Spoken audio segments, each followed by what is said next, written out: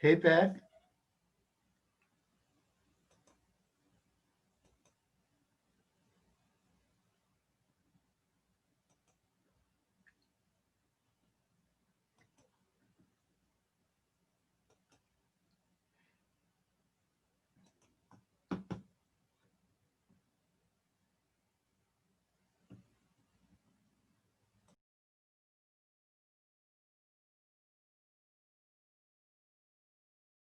Oh, Okay. Um, Okay. and then I'm going to switch over to you, Sandy. And if you'll just also make me a co-host, Okay. then once I've done that, let's see. Okay. So we're very close to being live, friends. Have a We're great live, day. guys. We're on. Thank you. Okay, Sandy, you're on. Okay. Great. I'm going to switch you over in a moment. Good day. Good afternoon. Good evening. Bienvenidos. Happy National Coming Out Day. This is Cultivating Voices live poetry. I'm your host, Sandy Yanone. I'm the author of Boats for Women from Salmon Poetry. This is our 29th week of Cultivating Voices live poetry, and you're here for our October special event. I want to bring the words of one of our featured readers right to the top of the broadcast today. Nadia Naiva recently wrote in an article for Lambda Literary, quote, "We should be outspoken in our celebration of queer life as an act of resistance. This is one way we can arrive at a nuanced idea of queer history that is neither solely romantic nor solely political.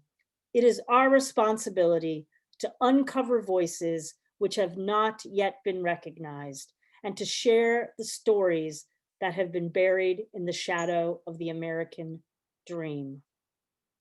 Well, we certainly unleashed many voices in June at our Poetry Pride Parade, and we joined to get together today on National Coming Out Day to come out of the shadows in perhaps what will be documented as some of the most shadowy times in American and global history, as we look into the eye of the storm of the global pandemic during a very cantankerous American election, which of course has global consequences for all. But let me get back to the celebration for today. I am beyond giddy. I am overjoyed.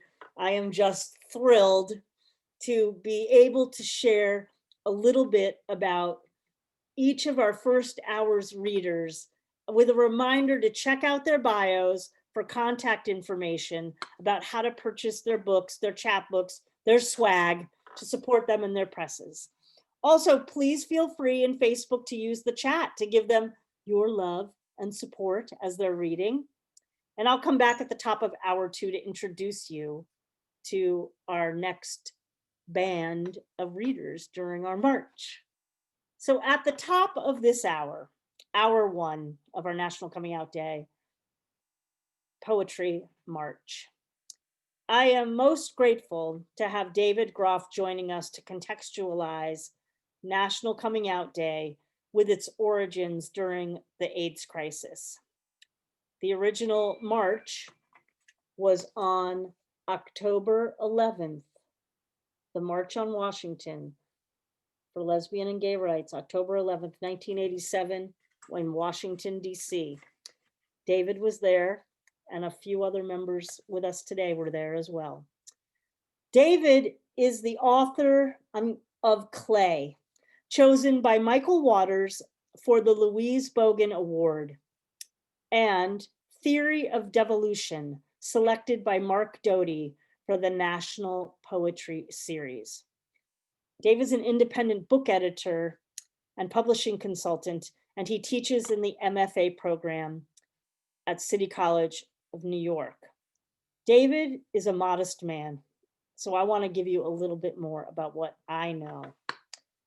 In 2017, at the Associated Writing Programs conference in Washington, D.C., I attended a panel, The Elegy Endures, 30 Years of Community Witness to AIDS.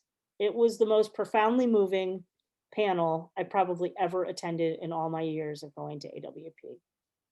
I wish it had been recorded. I think about it often. In David's bio that he shared for that panel, we learned this about him. And these are the things I want you to know. David with Jim Eldridge edited the Lambda Award-winning anthology, Who's Your Daddy? Gay writers celebrate their mentors and forerunners.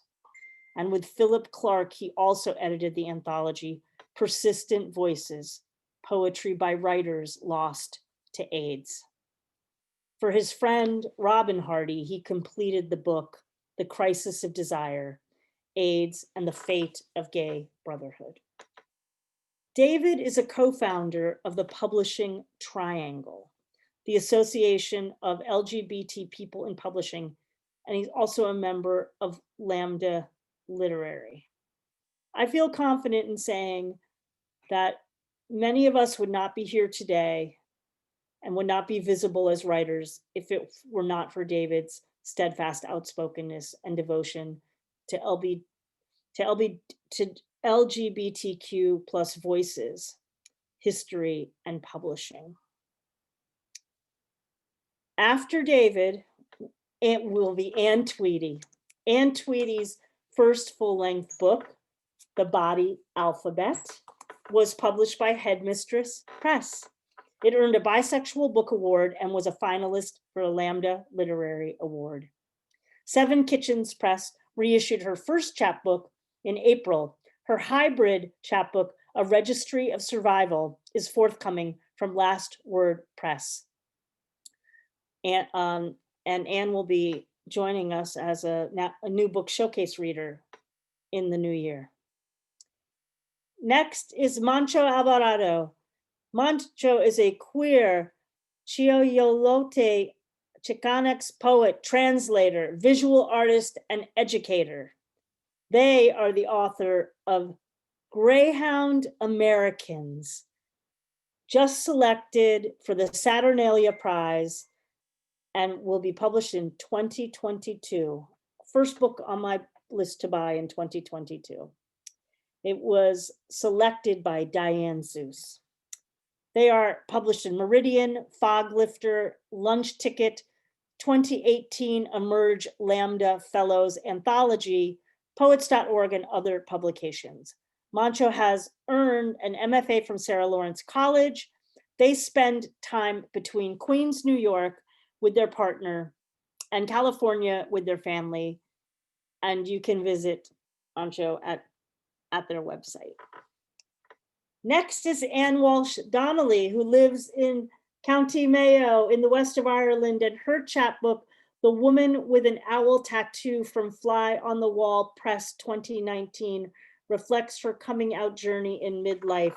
You can also check out her website to purchase the book, and it just won an award, and I'm sorry I don't have that in the bio. Congratulations to Anne. It's an outstanding collection.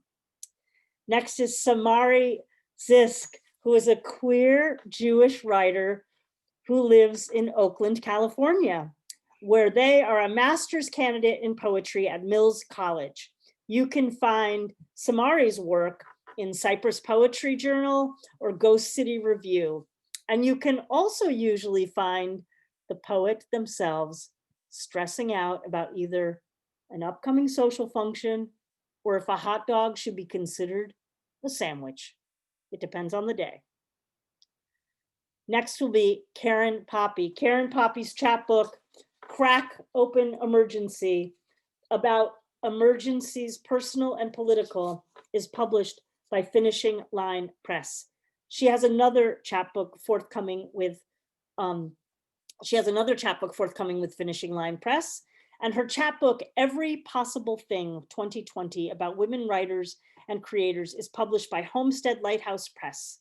Karen is an attorney licensed in California and Texas and lives in the Bay Area. Scott Wigerman is the author of 3 books of poetry, Leaf and Beak Sonnets, Presents, and Vegetables and Other Relationships. Scott is the editor of several volumes for Dos Gatos Press, including Wing Beats, Exercises in Practice in Poetry, Bearing the Mask, and 22 Poems and a Prayer for El Paso.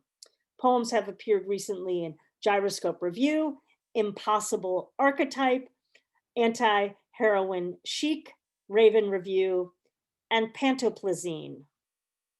And to round out our hour will be David Meischen, a pushcart honoree with a personal essay in Pushcart Prize 42. David is the author of Anyone's Son, his debut poetry collection. He just did a new book showcase with us and is currently finishing a gay-themed memoir, Crossing the Nueces, Reflections on a Divided Life. Meischen lives in Albuquerque, New Mexico, with his husband and fellow poet, Scott Wigerman.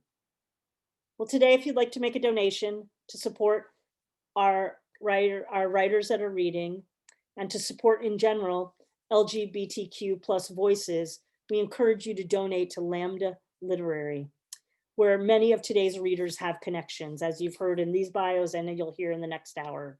This is a way for you to show your appreciation. Also look for links for the websites and presses and try to buy at least one book today in support of our poets. They give generously of their time without their compensation. And now would you please join me in welcoming David Groff to start our Poetry March.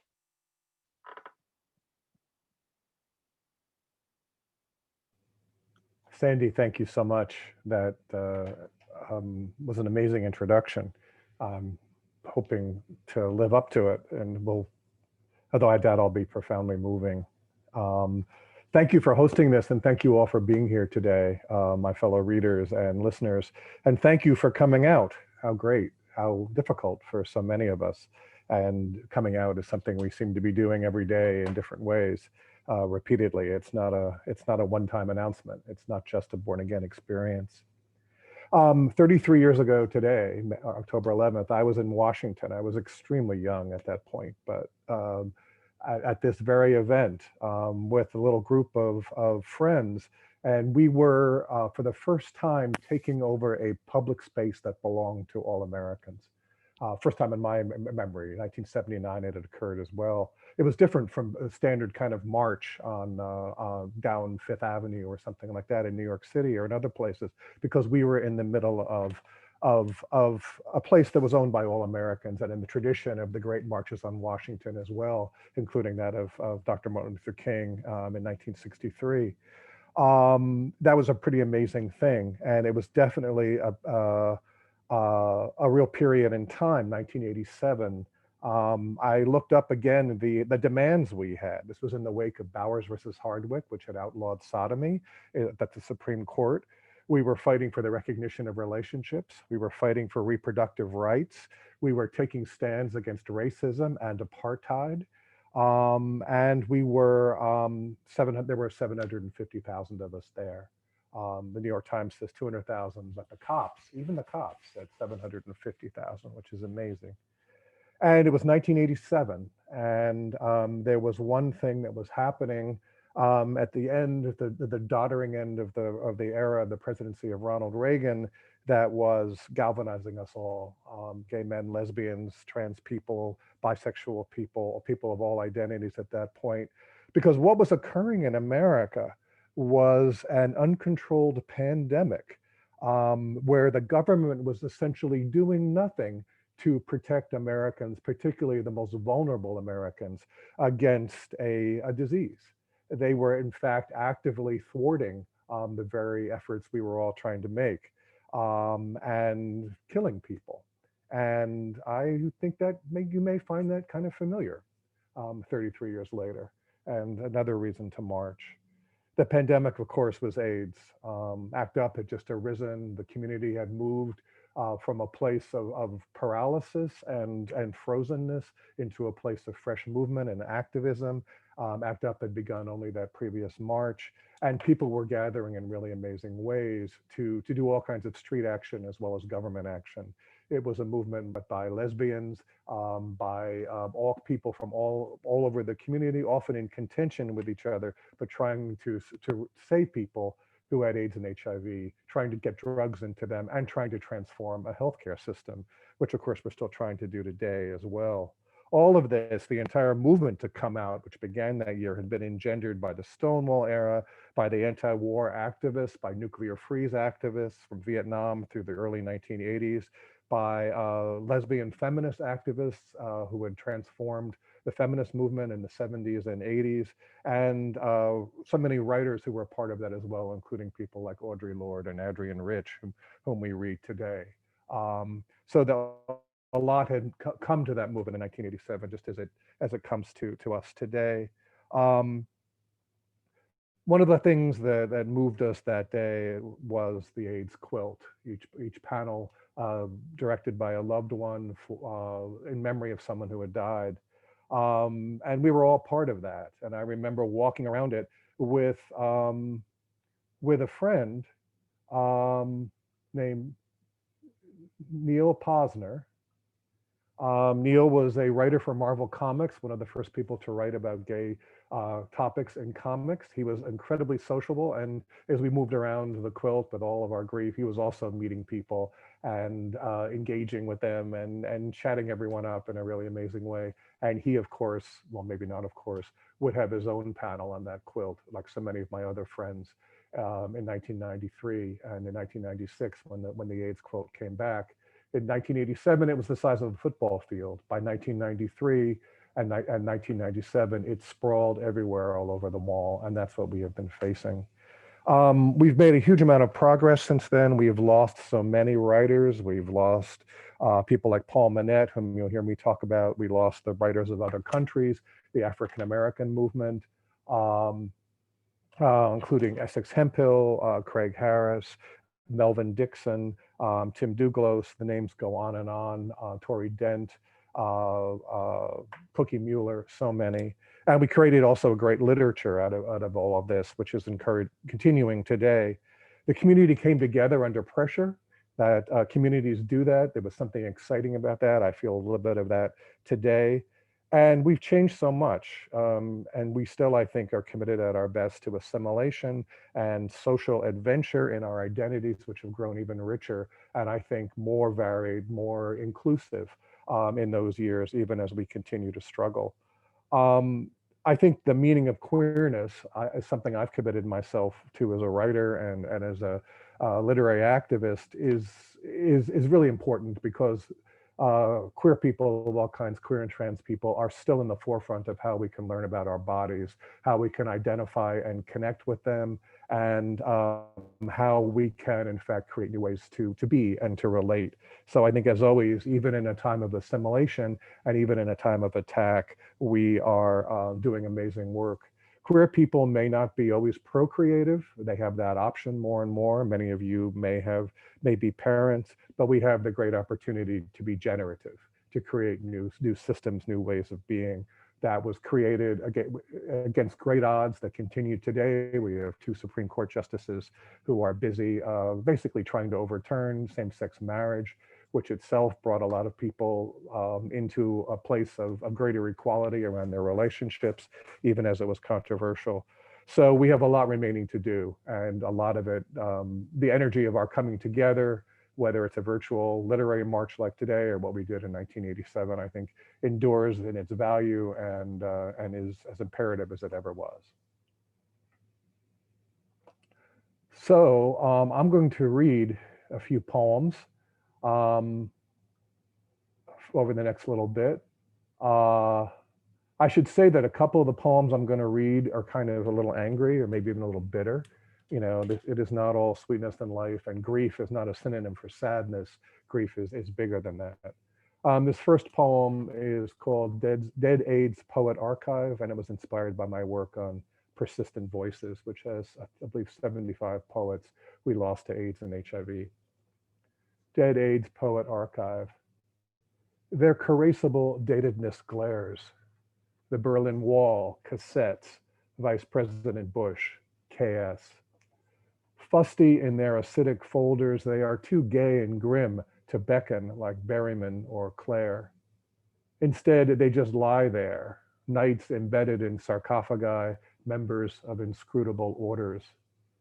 Even their Xeroxed pics, Tracy's voluptuous mullet, David's mouth of mustache, Glenn's gaping shirt and chains, Jim's throat scaly mat, padlock their cabinets.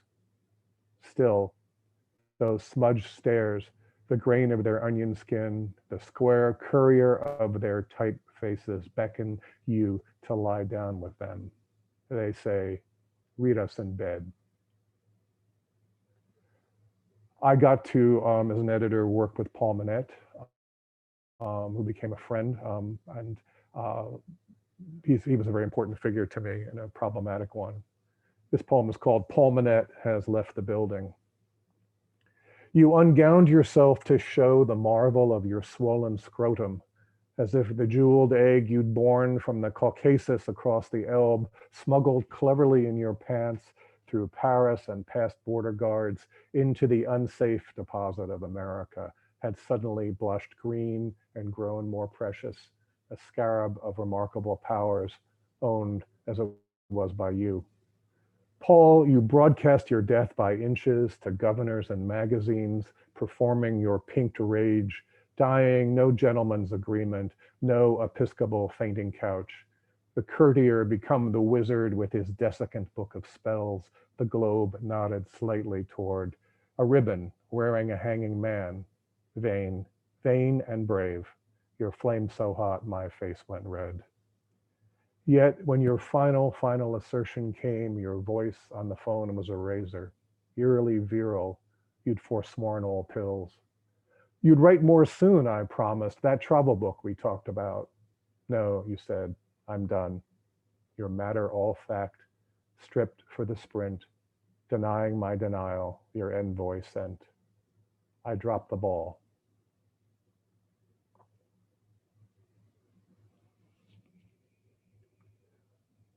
Just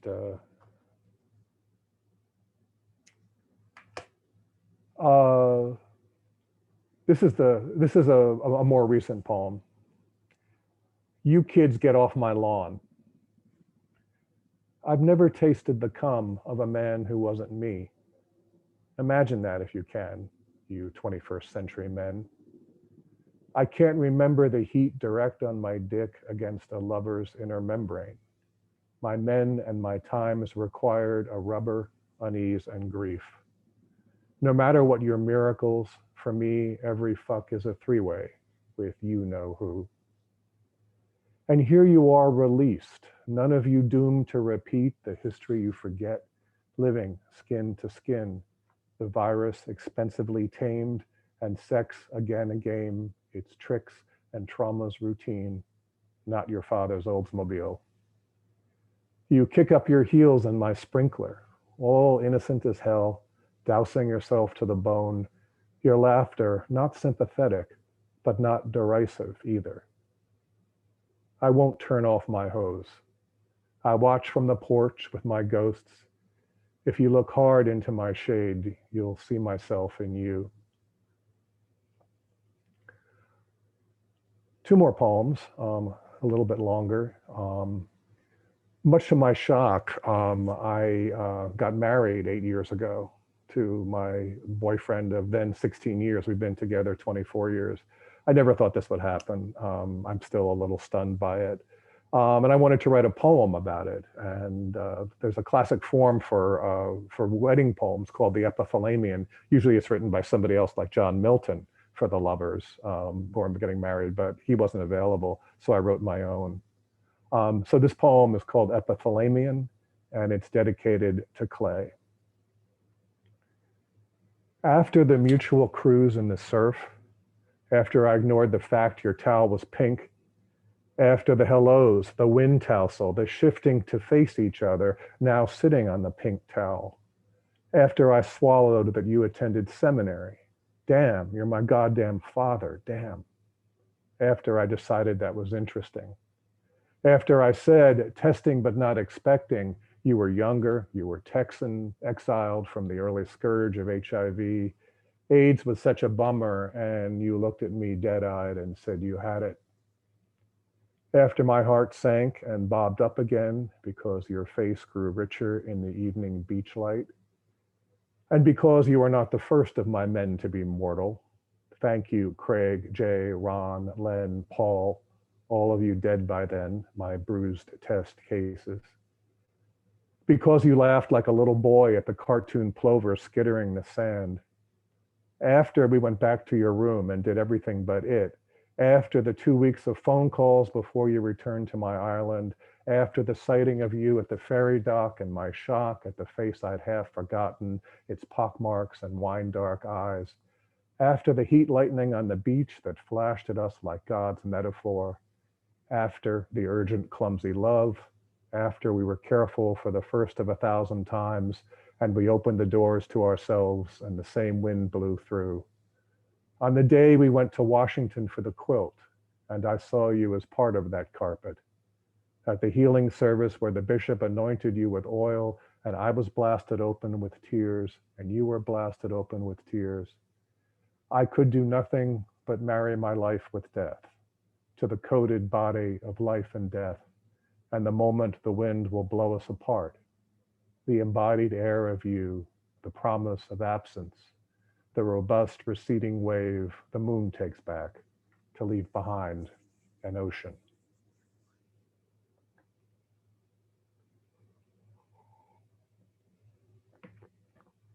This last poem is the most recent of these, and it's called I with No Rights in This Matter.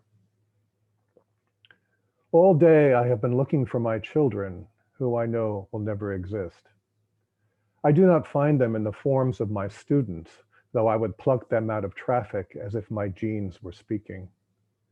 Nor are my children my nieces and nephews, whose blood bears resemblances to my own, in whom I echo. They have parents to belong to, and I borrow them.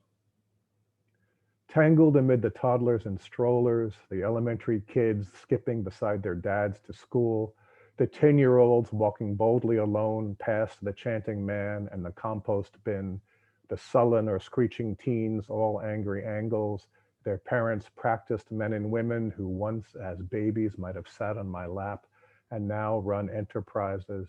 I am where among them? My non-procreation seemed the condition of my freedom. I who swept from man to man, who lived like a boy, who felt like no one's father, not even his own, who in the prime of his sperm suspected his semen was deadly, who saw men of a generation give birth to death, his ejaculations dead ends, ciphers of surges and love, who can't run fast enough to catch the fading train. Still, I feel in the fork of my genes the churning germ I produce even now, those millions, however warped and bent, clamoring to make half the child I will not make, striving inside me as I try to bear the mostly straight world's stranger children, offspring owned by no one, really, amazing in their incipient decay, stray as leaves and already scattering, running to the risk of the intersection, all of them, my letters to God on the street. I let them go ahead of me. Thank you.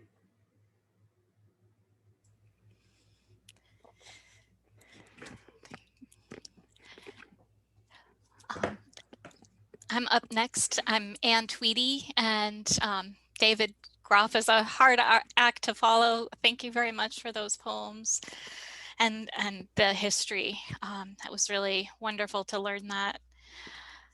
I thought I'd read a couple of sort of coming out poems from my book, The Body's Alphabet, and then more of a relationship poem. So this one is called Outing. outing, it has become almost religious. 2 or 3 times each week, I drive an hour to see women pretend they are men. Their breasts have been wound and flattened, their hair cut short. They are equipped with penises of duct tape and sock. In cowboy hats and jeans, white shirts and ties, they lip sync in an alphabet only the body can interpret. And what of the body, who for 30 years staked her allegiance in one nation while admitting to break its lesser edicts about sex and love, who and how many? Imagine that self-proclaimed outlaw dreaming a life of prescribed normalcy. I see myself now for 6 months caught between planets, loving a man I mean to spend my days with and a woman who dances on stage for anyone who can afford cover. Her repertoire of male voices from pop to country thrills because of an underlying forgery. Do you think I could write myself back into the hewn dimensions of any single space? Home is the structure you build when nowhere else will have you. And this one is called If. If you offered me earnestly the saliva-tinged notes I have savored in passing during the numbers when I am among the women who tip you and kissing me looks good on stage, femme to your butch, train to your station, wave to your ocean, wind to your cave. If you impressed on me for as long as a minute, the lips you have meted out like a parent, moist pressure to the cheek on odd Tuesdays, every few weeks, the split-second press of tongue on the belly. If you took my thick, ruddy wings, ragged from the gouge of incisors, into your own like a blessing, and then separated them with a poke of budded muscle, there would open a trapdoor to heaven, and the gardens underneath the rarest blooms would begin their brief seasons. And then I thought I would close with a longer one called Bulkheads. 1. What kind of memory does the band-tailed pigeon have that it fears us because years ago we hunted it? Great blue herons were also hunted, but they look you in the eye face to face until you come within a few feet. Then they squawk and row slowly away to show they don't think much of you. Bald eagles, too, look straight at you. They could care less if you mean well or have a gun. They know how little we amount to and are willing to risk telling us. If one's ever peered at you from a tree limb, looking down its hooked beak the way a disgruntled judge might consider you over the ridge of her reading glasses, you know what I mean. 2. Lately, there's not much I'm willing to risk telling you. The other day, when I called to find out how your dog was after hearing he'd been attacked by the neighbor's mutt, I wanted to hang up as soon as I heard hello. I felt like a kid who screws up her courage to open the closet door and check for monsters, only to scream and slam it shut before her eyes can adjust to darkness. It's not the well-meant betrayals I'm afraid of, how for months you hid your growing dissatisfaction and pain behind a wall of smiles, or how you cooked me dinner just before breaking it off, trying to replicate the meal we'd shared in Morocco, down to the ceramic platter you'd bought there, so that for the rest of the night I tried to retch that tomatoey hamburger up. The danger is feeling the love I still have for you. I keep it locked down tight. When it starts to rise, I gasp from the crushing cube of pain in the middle of my chest.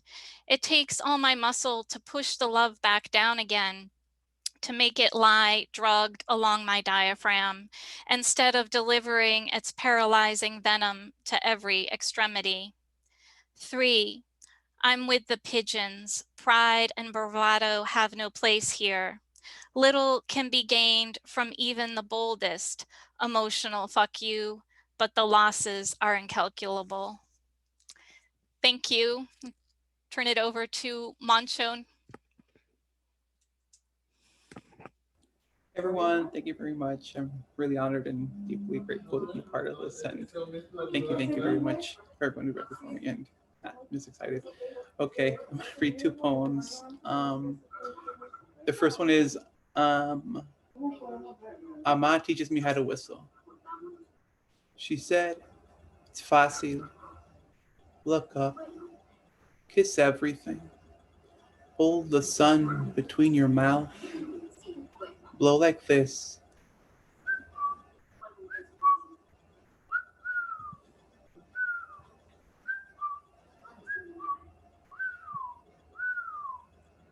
After I told her I was a woman, she wrinkled the space between us by hugging me. She told me, you confused? I said, is the fire confused when it eats? And told her I'm going by she, they, in my real name, the one I was born with, not given. She said, you are not what it says on your driver's license. Ama, gracias for believing in this ordinary phenomenon, like the DNA that made grapes, that made them a million times before, a million times after. I have one in my mouth.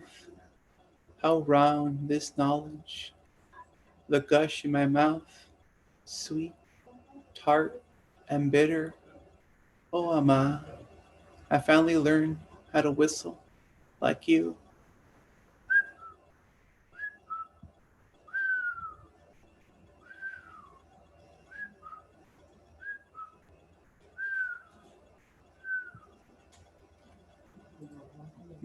Okay. And this next one is, in the collection I have, I wrote letters to my mom. So this one's called, there's a bunch of them in there, but this one's called Dear Ma. You can't jail a revolution was tagged on the side of a Wendy's.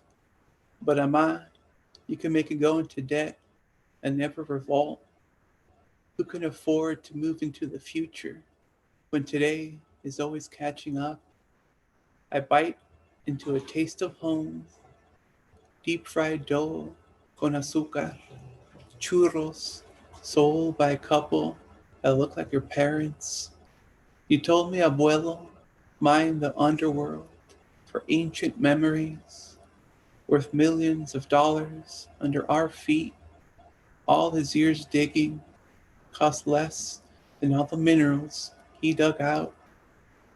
You asked him, why do you wear the earth?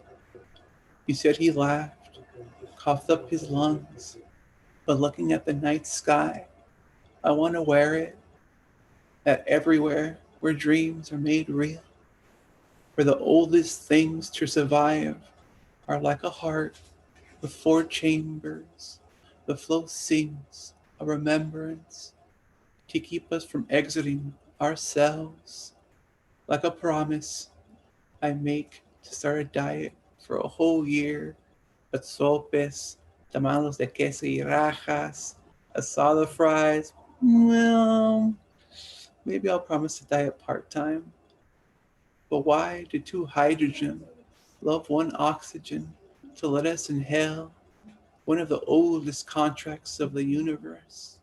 Air, it carries the smells of everything, like jasmine, lavender, pine trees. A new book when it opens for the first time. There's matter and energy in there, like our final hug when we last saw each other. I still feel it now, the way we held each other. A universe, a womb that creates, births, and emerges, traces of tomorrow, the stars. And now I pass it on to Anne Walsh Donnelly. Hello, everybody. Thanks, Mancho. They were gorgeous poems. I'm just going to read 3 poems. Delighted to be here, and thanks to Elizabeth and Sandy for inviting me to be part of the poetry coming out parade March. So the first one I'm going to read is called Coming Out to My Father, which is apt for tonight. This is a series of poems I have in my chapbook about coming out to my parents and to my children. So the one I'm going to read is called Coming Out to My Father. Did Ma'am tell you my news? He adjusts his hearing aid. What? Did Ma'am tell you my news? No, he says. I'm seeing someone. Oh, is it a man? No, a woman. He opens his newspaper, flicks through the pages and says, England are doing well in the World Cup this year. Later, cryptic crossword completed, he puts his pencil on the table, turns to me and says, You were my daughter the day you were born, and you're still my daughter. So you couldn't ask for a better reaction to coming out than that. The next poem I'm going to read is called Lesbia, and I wrote it prior to coming out and thinking about what coming out would be like, and also imagining what it might be like to make love with a woman I hadn't at that stage. Lesbia. Our love will vaccinate against the germs others vomit from their mouldy mouths. They will not stop me gazing at your body in the bedside lamp's low light. My fingers will rest in the hollow of your lower back. My tongue will tip yours, taste Cabernet. Your hands will roam and find home. Our coupling will gather momentum on ivory sheets until the bulb blows. Tears will trail down my cheeks. We'll spoon each other to sleep. Wake in an hour for more. And that was prophetic, it came true. The last poem I'm going to read is called Growing Pains. It's a recent poem. It was just published in the Irish literary journal called Chronog, which is a very good journal if any of you have ever read it. And they were kind enough to publish this poem in this issue. And it's called Growing Pains. I stride into the fog like scissors cutting through parchment. Its low opacity allows a forest to form. I scrape moss that measles a pine's trunk, tear at the dark bark. It crumbles like shortcake. I bore a hole through the rings of many winters. Thick resin oozes. I watch it make its way down the trunk like an overweight slug. My heart empties and spring sun enters. I lie on the forest floor, ear to ground. Listen to the trees' growing pains and remember my own. Thanks everybody for listening.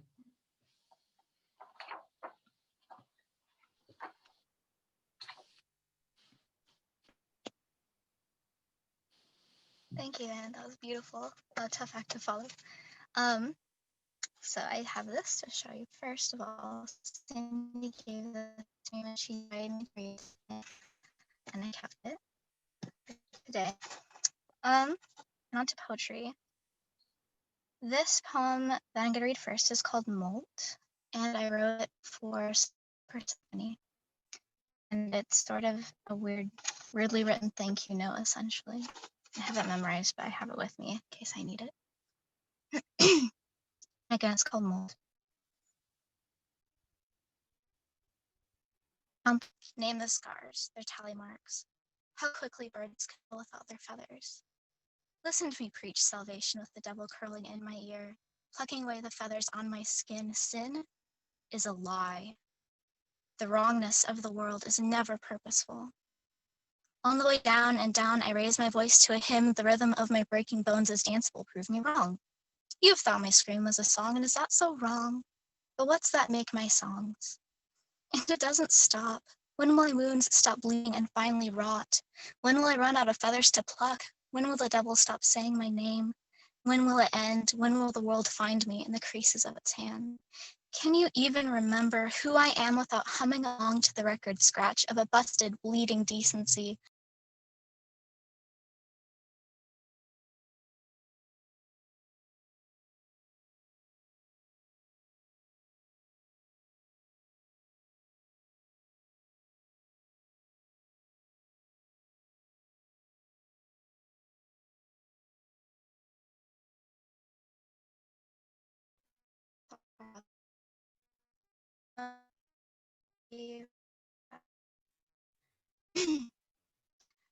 where I thought I'd function. On the way down and down, I used my voice to a hymn. The rhythm of my breaking bones, this dance will prove me wrong. You thought my scream was a song. Is that so wrong? What's that make my lungs? And it doesn't stop. When will my wounds stop bleeding and finally rot? When will I run out of feathers to pluck? When will it stop saying my name? When will I end the world find me in the creases of its hand? Can you even remember who I am without humming along to the record scratch of a busted, bleeding, decent?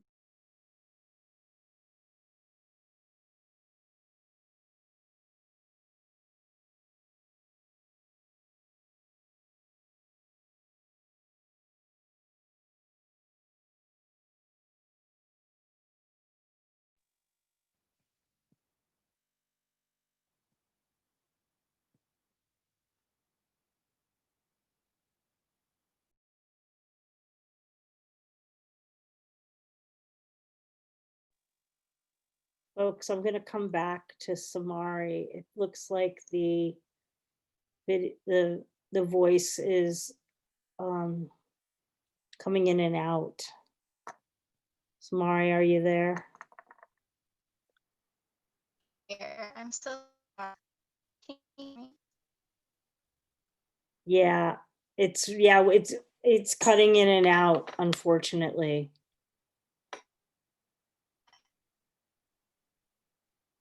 I think I'm going to work with you in the behind the scenes, and I'm going to have us move on, and I'll bring you back in the next hour when we determine what we can do with your audio. Okay? Sounds Okay. Sorry about that. Don, you good with that? Yes, it's good. I'm going to give you a phone number and the meeting information and everything. She can dial in on a telephone. Okay. We'll be able to hear her. Okay, great. Thank you. All right, folks, this is what Zoom Facebook world is like. You know, and we go with it. We go with it. We'll want to have Samari back. You want to hear every crystal word. So we'll work to make sure that happens. So next is Scott Wickerman. Thank you, Scott.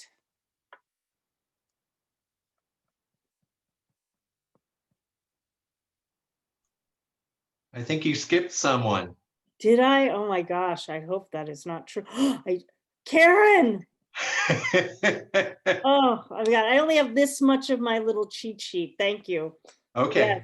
Okay, thanks, Scott. Yes, Karen Poppy. Thanks. Thank I am here you. with Kitty. I don't know if you can see her in the background, but there she is. Kitty is has recently published a gap book titled Every Possible Treat. I have published a chapbook called Every Possible Thing. Here it is. Sorry for the silly joke. And recently also a chapbook titled Crack Open Emergency. I'll start with a poem from Every Possible Thing. It borrows a line from Sapphic Fragments, so I thought it would be appropriate for today. Not stamped ephemeral. Come now, undulating snow unfurls before us. We know our horses' hooves will move us through as snow sings its angels. What brings light that hastens broken snow? What brings yield that returns fields now fallow? As you say in nature, everything comes back. I tell you, someone will remember us in the future. So then picture us here forever, not stamped ephemeral, you know, as hooves cast in snow. I'll read next a poem that I wrote this week called Rivalry. Fall loosens stems, ropes from a dock. Clock says winter, ticks bare, flattens. scarred with dreams, beaten deep, clock wound, tightened, breaking sleep.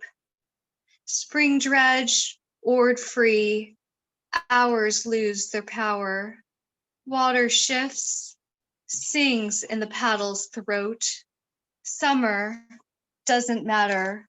You can never be as good as her. Last poem I'll read is titled, I Want to Tell You. Shame burned in my cheeks all the way back to the barn.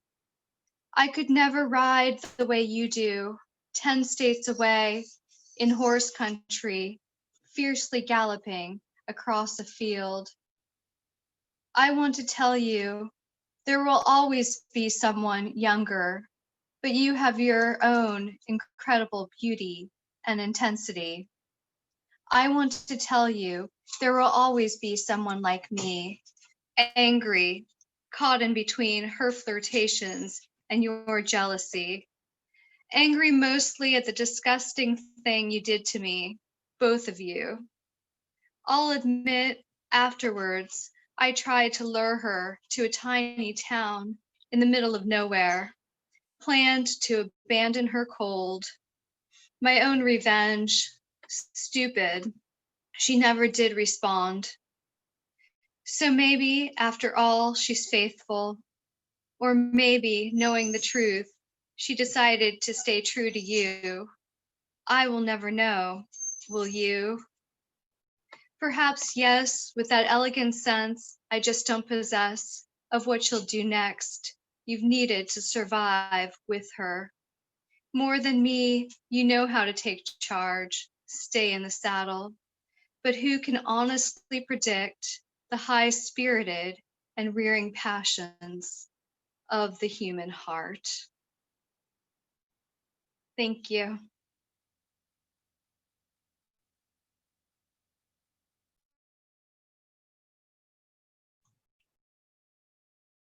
That is so cute. I love corgis. Thank you so much for showing that to me.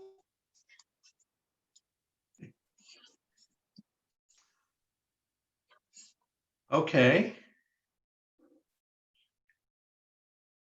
I believe I'm on now. Can you hear me? Okay. I'm going to only read one poem, and it's going to be a rather older one, but I thought it was so appropriate for today. It's one called Coming Out that first appeared in an anthology called This New Breed. It was one of 2 volumes, and this was in the second volume. I wanted to show it to you because that's me back then when this came out. Short hair and no gray, pretty much. But I think the poem is still relevant, and later I published it in my second book called Presence. It's based on the stages of grief, which is how I looked at coming out. And it's kind of a compilation of a lot of stories of gay men and women that I knew. Coming out. 1, denial. Denial is the overprotective parent, the stubborn disciplinarian, the nun's unrelenting stare. It is the insidious root that stunts desires, reins in dreams, buries your head in the sand. Denial leads you on a leash as you sniff in the dirt for scraps, tail tightly glued to the taboo between your legs. Denial lines your head like a papier-mâché pulp, hardened with sentiments from corrupted fortune cookies. It cannot, must not be. It cannot, must not be me. 2, anger. He speaks, and blood spits from his black tongue, a blistering venom to lash at a world that taints him queer. Shards of glass grind through his veins, course behind eyes that slice like broken mirrors. He would breathe the fire of an embittered dragon, but there are swords lodged deep in his throat. He chokes on a hate so obsidian it could crush bone, so rancid it could turn love into piss. 3, bargaining. He loves his wife and 3 children. He doesn't want to hurt or lose them. So he peruses the alternative personals, but never allows himself to call them. He seeks gay chat rooms on the net, but always logs on anonymously. He purchases pornography by mail, but hides it in a locked desk drawer. And when he's sufficiently aroused, he goes to bed with his patient wife, pecks her cheek like she's his heart's desire. Then, steeped in sweat, he falls asleep and dreams about fucking a man. 4, depression. To find yourself, you must lose yourself. You have to think about loss. Friends who will suddenly fear to have you hold their children. Brothers who won't shake hands, though you used to share a bath.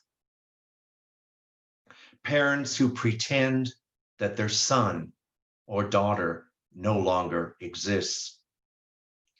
Employers who won't hire you or will find an excuse to fire you. Doctors who won't see you and feel you deserve no cure. Religions that hate the sin but claim to love the sinner. Governments that don't ask and will not let you tell. You have to think about loss as a beginning and not an end. And 5, acceptance. I have passed for straight, but not without the shame of denial dirtying my skin. I have swallowed anger by the fistful, conspired with hate, and stuffed my mouth with silence. I have bargained with lies, cowered in closets, hidden in clothes that never fit right. I have buried myself in a suicidal footnote when grieving for justice left me hopeless as stone. I have lived this poem for enough of a lifetime, but no more. I've come too far to ever go back. Thank you. Thank you. I believe that means I'm up next. I believe so. Okay. Thank you for having me, Sandy. It's humbling to be in this company. Very pleased to be here with y'all. I'm going to read 2 poems from my book, Anyone's Son. One of these is a poem of longing, and the other is a poem about lust. The first one is called Apple of Eden, Apple of Glass. I would say that time has stopped, except that pages yellow and dust sifts. Bookshelves are my world now. I do not mind the loss, but what it feels like to have a heart, I remember that feeling. At the core of me, seeds lodge there and sweetness born of them. My crisp, delicious flesh, the hunger I wanted to feed when fingers plucked me from the tree that fed me. I wanted the cowboy, his spurs, their shivery jingle, almost inaudible as he rode each morning through the orchard. I wanted him to reach for me, to drop me in the pocket his heart beat beneath. I wanted the song his spurs were made to sing. I turned molten, waiting, lost seeds and core and flesh and skin to clearest glass. I am heavy now and smooth. I shine. Nearby are spurs attached to bookends. No one jingles them. They do not sing to me. I have no heart to call them. My other one this afternoon is called Creek Scene with DeSoto and Bob Whites. And I'll say before I read it that the setting is 1965. The creek bank takes us down beneath the live oaks. No rain since the second day of June. Dry bed of the Agua Dulce, smooth and deep with silt. Shadows festooned with moss. We follow where the creek banks curve. We stop. The bridge behind us, his car behind us. My hands at buckle, zipper, elastic, his dick free, his dick ticking now and now and now, and who will get there first? His hand, my hand, this yanking blur, his sweat, my sweat, now and now and now. At the core of me, a fist squeezes, my heat spilling, spilling, his stallion's teeth, his stallion's knicker.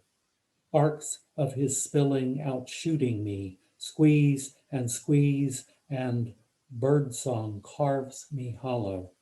Stillness weighing in these bones, this cage, my chest. From Yopon holly cluster creekside, a frenzy in feathers, bobwhites winging out beneath the oaks, around the curving banks and gone. He follows, buckled, tucked. I follow, empty.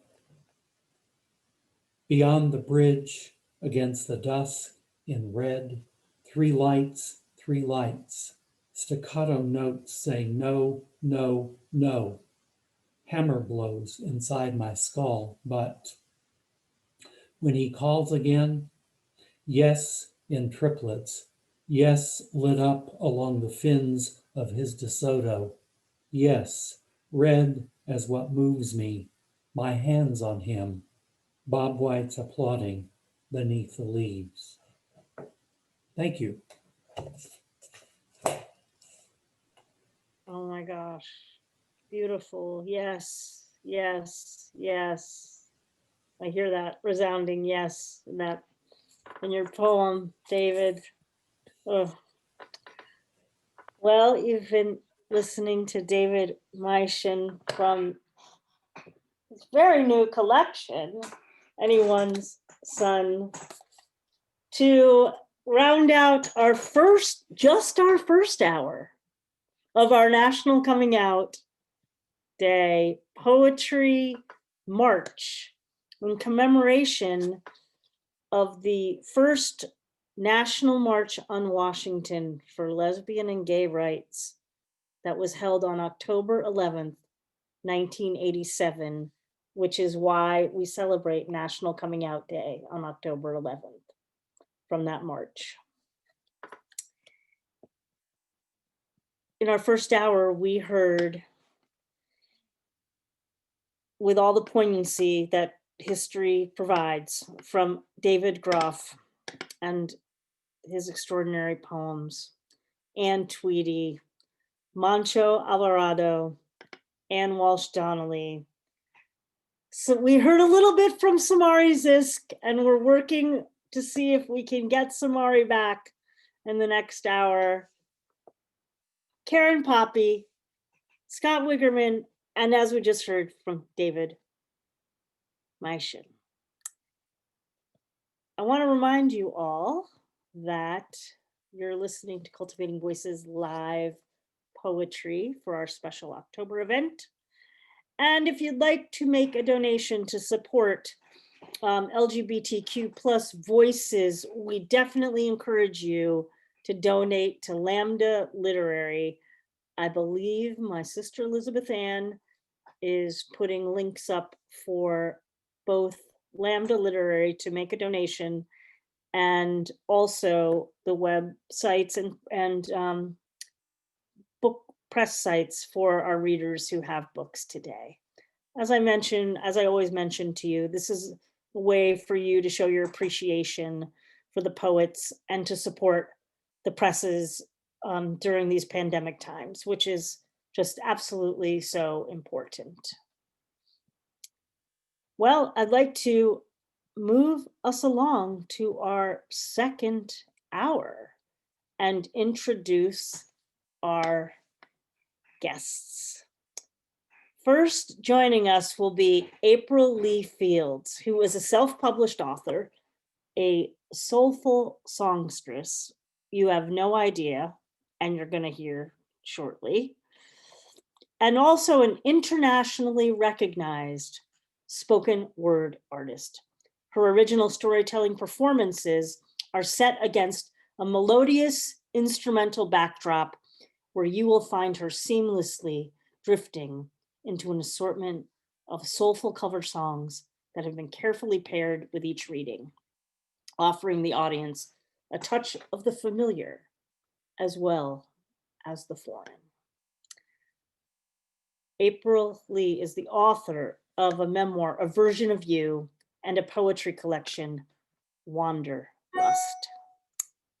After April Lee will be my dear friend and co-conspirator in many things, Tara Hardy. Tara Hardy is a working class, queer, femme, disabled poet and founder of Bent, a writing institute for LGBTQ plus people in Seattle. She is a daughter of the United Auto Workers and has worked in social justice movements most of her life. She currently teaches for University Beyond Bars, Hugo House, and the Evergreen State College. Tara is the author of 2 books by Right Bloody Publishing, and her second book, My, won a Washington State Book Award. After Tara will be Mark Ward, who is the author of the chapbooks Circumference from Finishing Line Press, 2018, and Carcass from 7 Kitchens Press, 2020, as well as a full-length collection, Nightlight, coming in 2022 from Salmon Poetry. And I couldn't find my copy of Carcass. I have it here. I'm very sorry, Mark.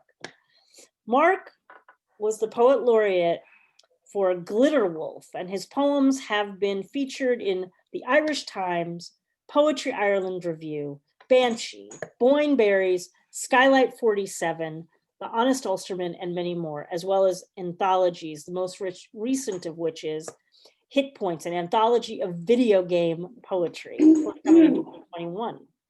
He was highly commended in the 2019 Patrick Kavanagh Poetry Award, and in 2020 he was shortlisted for the Kurt New Writing Prize and selected for Poetry Ireland's Introduction Series.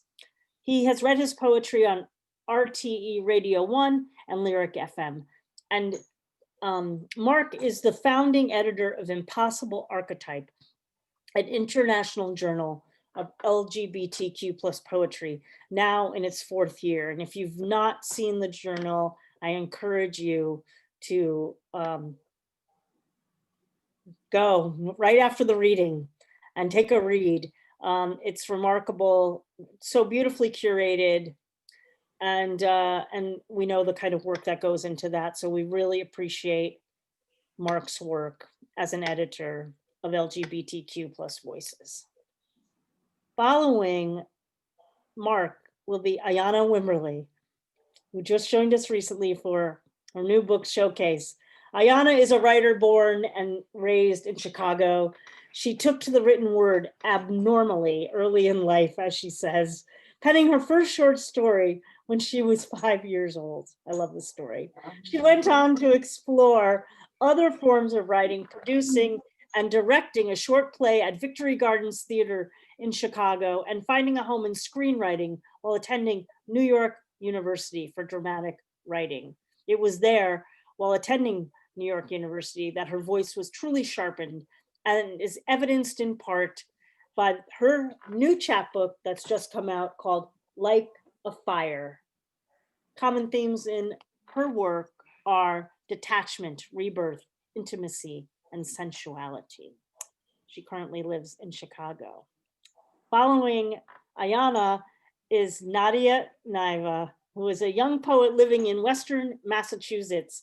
She is in her last year at Mount Holyoke College, where she studies queer history and makes art of various kinds.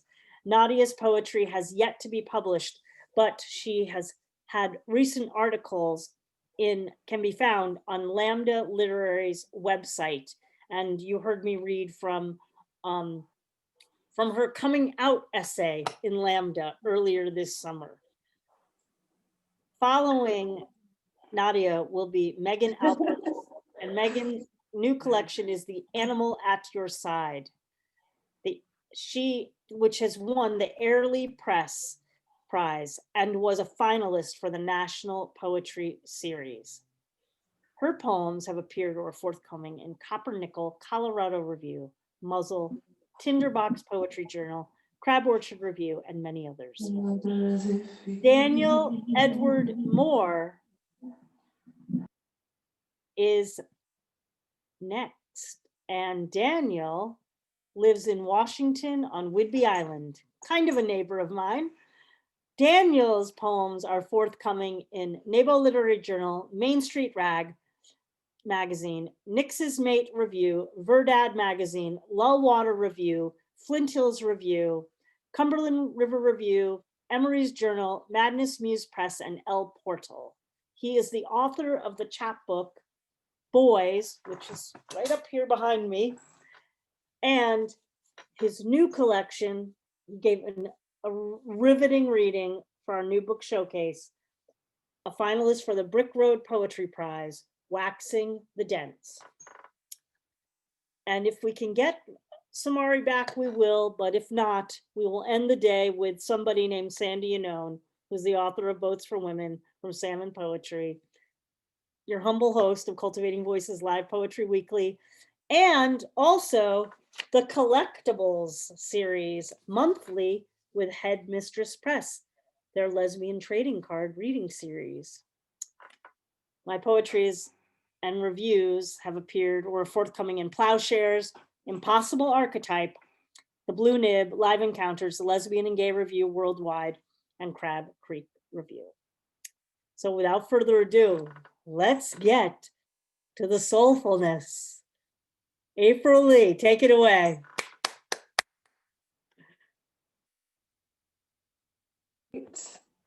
All right, how's everyone doing today? Thank you for having me here, Sandy. My name is April Lee Fields, and I'm going to do like a long song poem for you today. I usually have my bandmate Twigman that plays with me.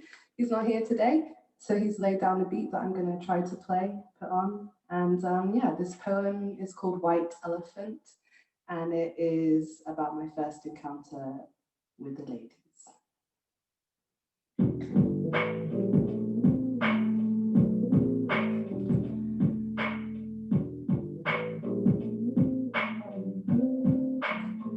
How does it feel, yeah? How did it feel, yeah? How did it feel? How did it feel? Well, there is a white elephant sitting here in the corner of the room, curiously connecting with me, with her, and of course, inevitably with him. And so it is written that only the three of us can see that big old white elephant sitting there, staring right back at me. And even she saw it to be written that this is not yet a thing that we openly speak of quite yet, or perhaps even ever. Not here nor now, where words are yet to find their own guts and use them righteously. How did it feel? Yeah. How did it feel? Well, the yellow paint peels from the pulsing pub walls, though there are not yet enough flies upon it that are even old enough to hear of such sweet and salty secrets. Of gently drizzling thighs, the glistening of your hazel eyes lets me know that you will keep it. This secret, you will keep it. Yeah. How did it feel? How did it feel? How did it feel? Well, the dusty aprons drape themselves across our co-workers' bodies, caked in comfortability and flour. They sit with misshapen bodies, unsuspecting, two secret ladies with a flame desire.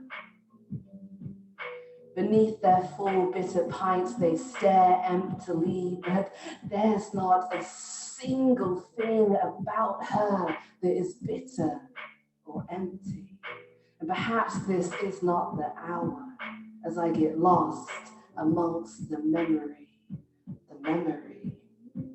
of her flowers. To ask her, how did it feel? Yeah. How did it feel? Yes. How did it feel? Well, how did it feel when I came to you in the deep of the night, slumberous and giggly, lying beside you in your field of dreams, seeking refuge from the outside world, then somehow my curious hands began seeking, peeking further into the body of a girl. How did it feel? Well, a gentle curiosity came bubbling up to the brimstone of my bemusement as I swam past the lower half of your bosom. And you were soft and sweet, like a place I simply needed to be. How did it feel? Well, how did it feel to witness my skin brush up against your own? Well, to weave and to turn, to ebb and to flow. How did it sound to hear yourself moan? How did it feel? Panting deep within the damp of the night, searching my outstretched hands without adhering to the simple scent of man. to the simple scent of man. How did it, how did it, how did it?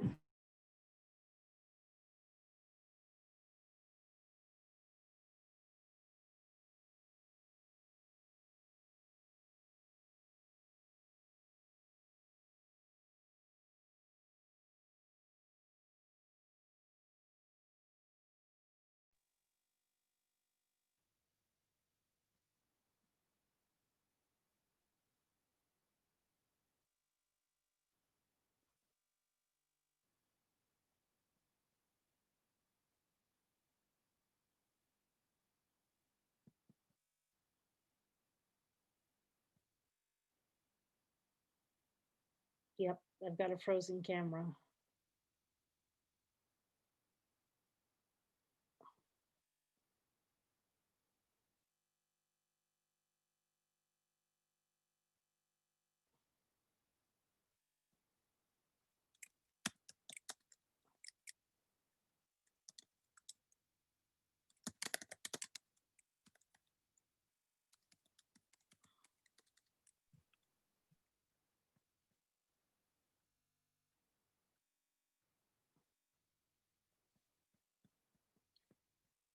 Okay, friends. Well, I am not sure what happened on this end. Um, I don't know. So we will work to, as I said, this is the challenges of using all the technology. Indeed, it's tragic. Oh gosh, it was so beautiful.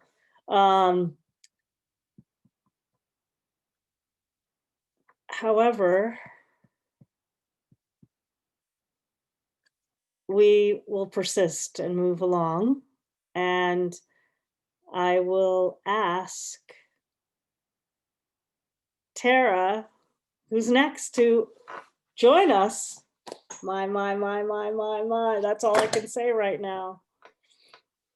Oh, I'm really disappointed. I really wanted to hear April's full set. Let's get her back. Let's do whatever we can to get her back. Yeah, yeah, we're working on it behind the scenes. So, okay, thank you. Yeah. Great. Thank you so much for having me. I'm thrilled to be here as always. Thank you for all the work, Sandy and Beth, that you do to make this happen. This first poem is called "To Those Not Social Distancing Who Have Capacity to Do So." Having an immune deficiency in the midst of a worldwide pandemic is not unlike being a snowball in Dante's Ninth Circle. As long as I stay in the freezer, I'm fine.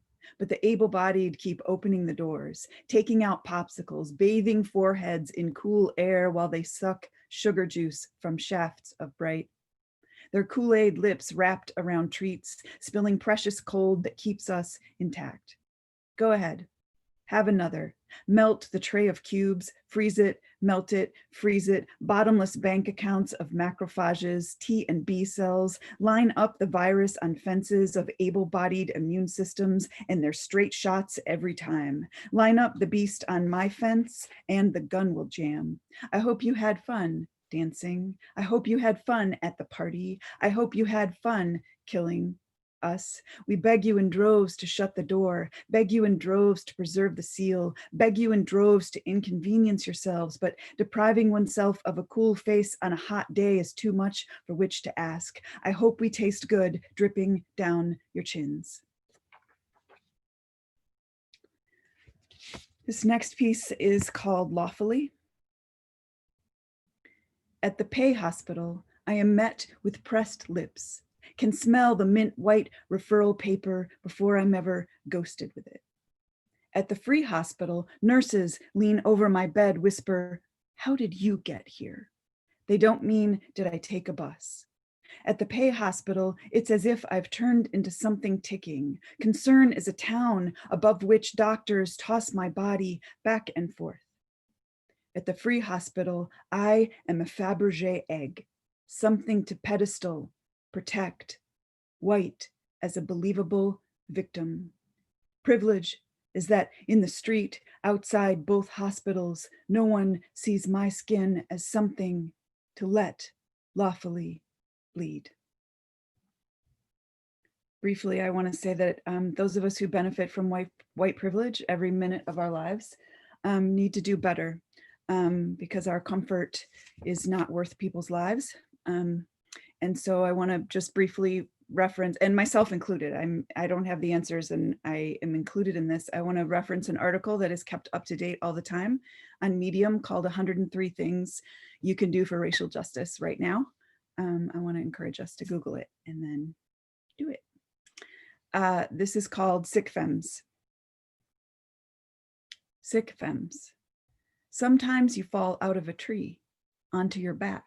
It's what's called the wind knocked out of me, struggling for breath. As we writhe, we wonder, why have my lungs forgotten me? At the corner of femme and sick sits a word too beautiful to utter, but a moon too pockmarked to muster. A sick femme is at once lumen and shadow. The way back is gone. Put your flashlight down. You can show her nothing. What she has to show, only other sick femmes want to see. Her howl is the pool that reflects their faces. A sick femme is the pirouette of a diamond against a pane of diamond. No one breaks, but everyone is a breaker. Ballerinas on our backs, somehow managing to breathe. And the last one I want to read today is called Gratitude.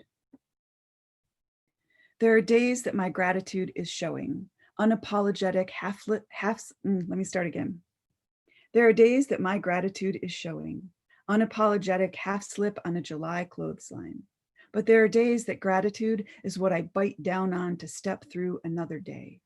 Those days, my gratitude is ribbon-faced, white-knuckled, an ungrateful slosh through the hours.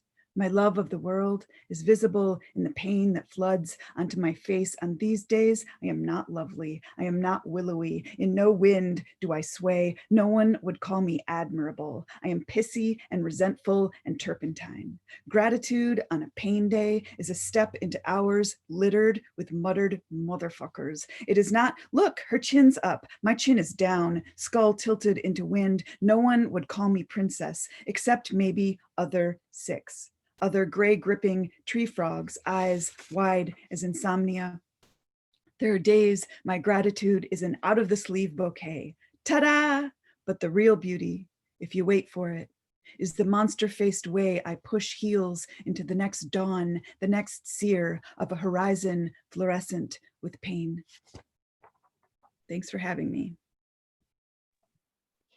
Thank you, Tara. Those poems were gorgeous. I particularly like the last one. My first poem is called A Life in Pictures, and it's in Poetry Island Review. A room reserved for company, empty with an unsupervised TV. I remember myself as 15, 16, but was only 12 when I watched Stonewall. It wasn't a rerun. I knew it was on. I must have planned my good behavior to slip out of sight. I remember the room feeling cavernous, unable to contain the film I watched, the shower scene, my reaction, the certainty. This riot led to Jackson, My Life, Your Fault, nestled into Queer Street season, back when we were niche, when Channel 4 was everything to me. Being all of 14, it was another shower scene that burned itself into me. Two men just talking, with one saying, I'm getting married, as if it were possible, as if boys could do that. I wanted my reflection to seep into the screen. I knew every fictional gay boy and what made them breathless.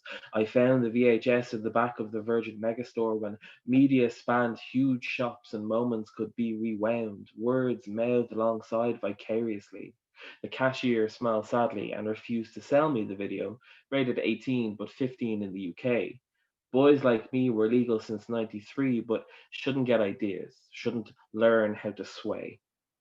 Others embraced tentative fumbles with girls that grew more serious, carnivorous. They learned to love, to fuck, all of it. You were suddenly incomplete without your other half, a girl that you didn't need, a boy that you couldn't be or see. Outside of the TV, there was only me. I watched this life, Warren cruising through his easy city, doing whatever, whomever he wanted, so I chose not to be haunted. merely shadowy. I agreed with off-color jokes, embraced every slur they threw at me to throw them off, or I smiled, fuck off, despite wanting what they accused me of. But stopping short of being the first in school to step out from the screen and say the words everyone knew that scorched me into silence. I watched Nathan from Queer as Folk rend the world to his will, star of his own life. He's doing it, he's really doing it, going through with it, unwilling to sit still. I sought out thrills since romance wasn't on the horizon, and being all of 17 found them. Falling behind the other boys, I learned anatomy, biology, chemical reactions where skin ignites upon contact. Nathan in the sequel was doing just that, but had grown jaded with school by now. I wanted romance, the great love I was promised by my fictions. But suddenly it was graduation and I stepped into the screen. I have three more things. I was delighted when David mentioned, I read a poem earlier, and it was from Love Jets, which is an anthology of queer male poets on 200 years of Walt Whitman. And Scott Wigerman is in there as well, and it's a whole veritable who's who of queer male poets. And I'm going to read my two poems from that because one of the things about Pride is inspires looking back, I suppose, as well at people who came before me. So this first poem is after John Wiener's 1934 to 2002, and it's called A Poem for Actors. The room is filled with light, our bodies heaving with air. We are present in a way no one understands, the lives we flee from. Documenting impermanence is a form of strength. This palmed love is codified among the slats where we distill into performance, the lines alive, transformed in utterance from the author's burden, the audience's expectation. What this means is our translucence, the utter destruction of days. For this is what we are made for. That moment of disappearance when we are done with pretending we are not the dawn, backlighting the empty stage, the applause. Now we are your disbelief, your pause at our encroaching night. And the second person that I wrote a poem after was Tom Gunn, who died in 2004. And I was like, what would he be writing about now? And I was like, well, knowing Tom, he'd probably be writing about prep. So I wrote that poem on his behalf. It's called An Avalanche Interrupted. Fear is too filling a meal for a feast. More wine taste than blood test. You sip, you spit, you swallow the security of least your body a shield, ready to remit. Each pill a prayer, the deathless canary, its vigilant clair precluding the prairie. The man with the night sweats isn't alone. Their physiques perspiring with skin on skin heat only another body can bring. On loan to himself he feels truly known. Each pill is practice, an affirmation, waiting for tomorrow, now impatient. I'm going to end with a very short poem, which is the closing poem of my new chapbook, Carcass. Because how can we celebrate coming out and being gay, particularly as a gay man, if we can't celebrate the art of cocksucking? Sword swallower. Sword swallower.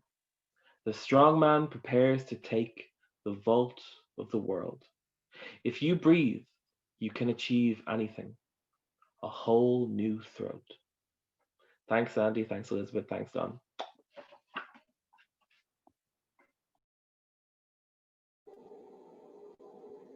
That was great. Hi, I'm so happy to be here with all of you. I'm gonna jump right in. My first piece is called Emotional Tea, but it's like chick, like emotional tea chick. There will be no more trying to sway you around me like a shell. And while I'm throwing the trash out, I divorce from my own sentience as well. Set the worms on top to make it dirt and feed it back to the earth.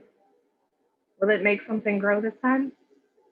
I'm dropping my atoms everywhere, like my maggot eggs. I sully up the garden and let the children rise. I feel this ecstatic purgation in the only way I know how, in this new age of alchemy. Now that there are fewer hours for boldness, recreational boldness, the one we all drop in and out of. At present, all I have is this bellowing, this belly deep bellowing, this cavernous hunger, this rot and this bile. I have only just recently learned how to keep it down.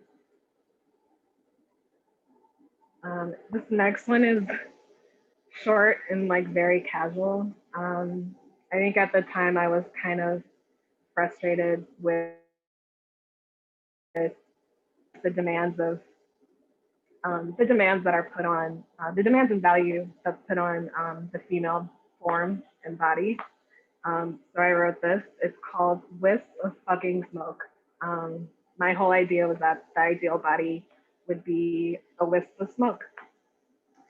So wisp of fucking smoke. When I am sieved through the sinewy encasement, and I spiral up and out of the waxy plane and dance myself into your fibers, no one is happier than me. Surrounded on all sides by heat, the make my back sweat heat, the make my panties wet heat, heat that I can become and snatch myself away from all the same.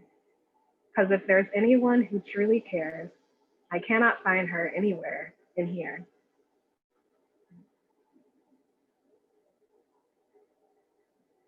All right, I think I'm just gonna read one more. This one is for my grandmother, who I miss very much.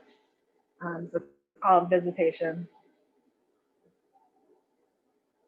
I will love in absentia. I will sharpen my knife against my leather strap, make it a mirror, and there my image will stay. I will love in absentia, like a specter would, piercing caress around you, flicker on behind your eyelids, and drip the warm oil on your forehead. Modern edicts to protect your dream, to bring down the blade. I will drown in more familiar water, lucid water. As I am, pearls in the ground, my calcified bones, trinkets to warm the earth. Understand, the phantom fist beating against your chest is trying to release something, trying to drag the carcass through the town square, with flies following close, ready to pounce on any moment of stillness. You can't afford to stop now. I know that was really short, but I think that's all I'm gonna read. So thank you so much. It's been really, really great. And yeah. Thank you. That was beautiful. Okay, I have a bunch of little things to read. I've been like going back and forth about what order, but it really doesn't matter much ultimately. And yeah, so I'll just start off with one. I think some of them probably don't have titles, some of them do, but I'll make a little pause. Okay, yes, this one does not have a title. Dark but quiet, happy but elusive, a little mumble, two birds tipping off the wet ledge. It smells like a later month, she said.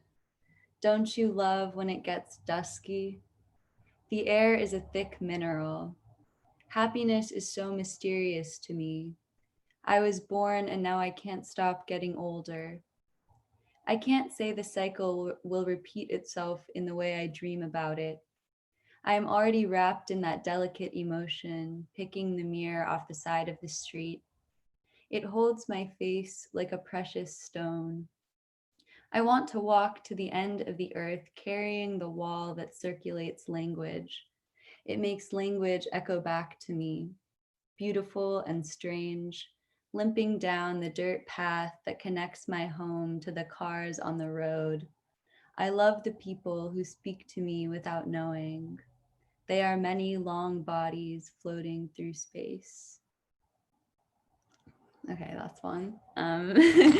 I'll give you one that I typed out on my typewriter, which was something I found on the side of the road this summer, and I wrote, I think, some of my favorite poems on that. So it's been great. In a word, it is a wheel of things that keeps life moving on. And nobody created that. Nobody had the hands to do it, or to pick wood from the beach and carry it all on their back. Nobody was waiting around the beach so early in the morning, hands wrung around themselves, the way nervous children are always acting out a verb. Late one Sunday, I walked down to the water with the intent to meditate on one feeling in particular. There were tongues, and many of them hovering above the sand, spitting evil and occasionally a tenderness. Some sort of thick emotion is always fumbling around inside me. I wonder what swims in the girls I see walking together and looking shyly across to me, as if we are in the way of secrets, mapping onto me the image of devotion. I wonder what swims in me as I walk between black stones and wind certain mornings, and I feel happiness, bringing with me a few words and skating toward the middle of the ice. What sort of splits and steals the earth away is the star that holds us in rotation. Before I was a woman, I was a piece of metal growing dusty in the shade.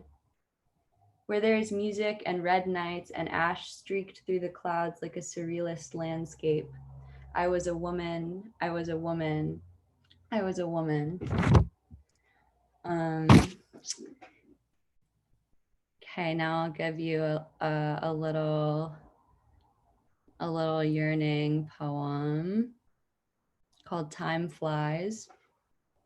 The way it was, the decisions that were made, the waking time in sunlight, getting over that way of seeing you inside the decisions that were made, those dreams, and then the way it was back then, the time we wove incrementally like houseflies gathering around a rotten thing, days inside of days, gathering like dead flies in sunlight, watching them weave into soundless murmur, the way it was when I could see you back then incrementally, the shades of those dreams webbed with blue heat and language.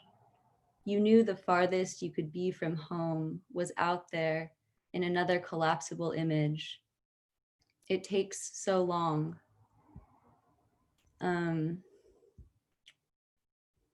Okay. Two more short ones. This is called Learning. I'm gonna drink water for a second.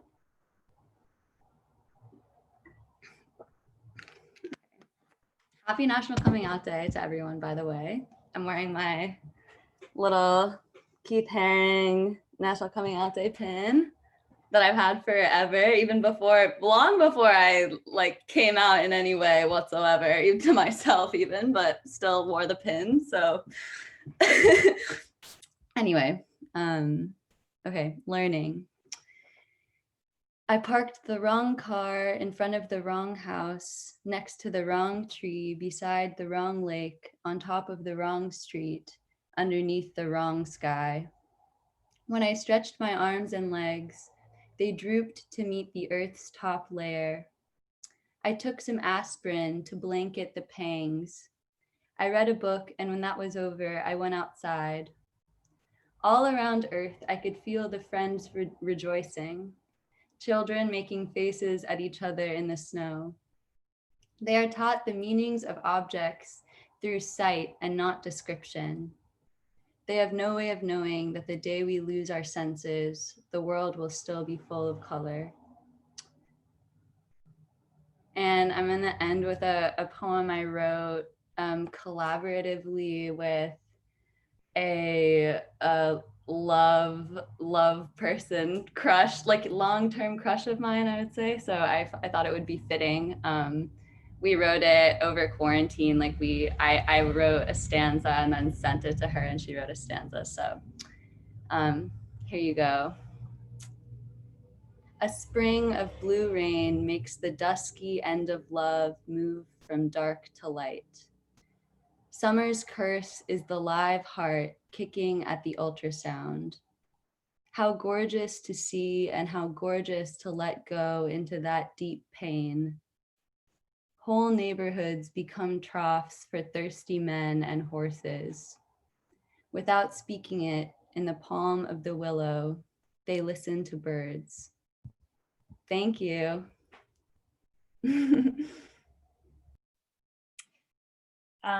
So I think I'm up next, and I am gonna read some poems.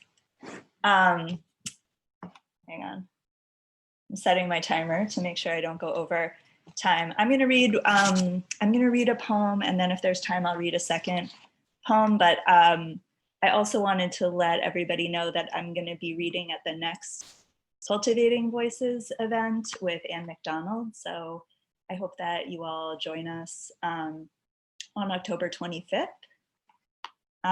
So the first poem I'm going to read is actually about the strange experience of dating a straight cisgender man as a queer person, and it's called Unsignified. 1. There's part of me that isn't a girl. When she stamps and rages, red lights shoot along the ground. Unafraid of the moss-hung woods, she goes there when the world wants to erase her, or to the ocean floor, shapeshifter, tentacled, writhing and lighting up. Tetras float around her. She sends up a wave of sound. 2. Once I had a friend. We dreamed in 2 genders, and when we woke, we spoke of invisible things. 3. Sometimes your love constructs like a foreign language from a country where everyone knows who they are. I visit. You push my hair into the style of the women and pull me toward their sound. There's part of me this country never touches. 4. Once, you came to explore the undersea. We'd tossed for days in a ship near your shore. I took your hand and plunged, your eyes to mine through the blue.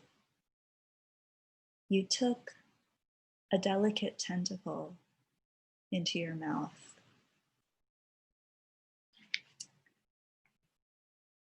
So I'm going to read a poem that is from my book, The Animal at Your Side, which just came out from Airlie Press. And this poem is called In Wolf Country. I give you what the wolves left. A tooth on a leather strap, a few stray hairs I found stuck to a tree, skull of a deer the dogs found and licked clean. Wild dogs, you say, coyotes, not wolves. You want to transition without symbols. I trace the sickle scars where your breasts were, where no one has ever touched you yet. They shine in the moonlight, streetlight, through the window. Later, I thumb the hairs on your razor and press my cheek to the rough place they came from. Sorry, you say, I'll shave again. And I watch through the mirror as you file the points down from your teeth. So thank you, everyone. This reading has been so beautiful and exciting, and I'm really glad to be a part of it. Thank you very much, Sandy, for organizing it.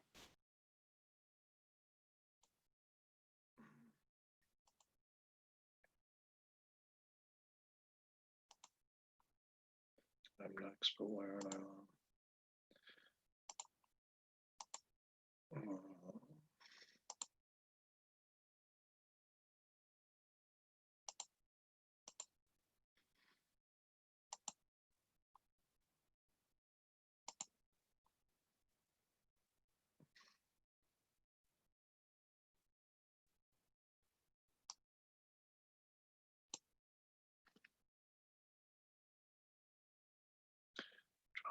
On this one.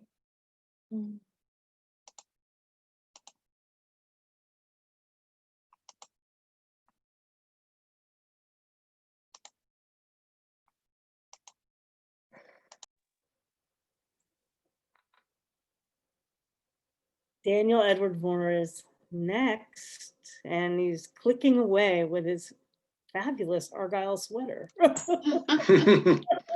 love that. Trying to get on here for you. Okay, yeah, you're good. I mean, They can hear you. Yeah, we can you hear see you. me? Oh yeah, Okay, we can all right, see I'm you, sorry, we can okay. hear you. You're perfect. Okay, there we go. So I'm going to do a poem from my chapbook boys that came out in the last 6 months. This is called Earthbound Sissies. When Father made the world his friends, but not his friends the world, I entered space at a fragile age, a Confederate kid on a red clay rocket, learning how distance and divinity worked, turning strangers into gods, into aliens, sitting next to me at holiday meals, mother made, as if they were our last, in case the adopted exiled ones, prone to disease and the thrill of disorder, chose a path of landmines left by delicate, skinny, fuse-loving things, by earthbound sissies like me.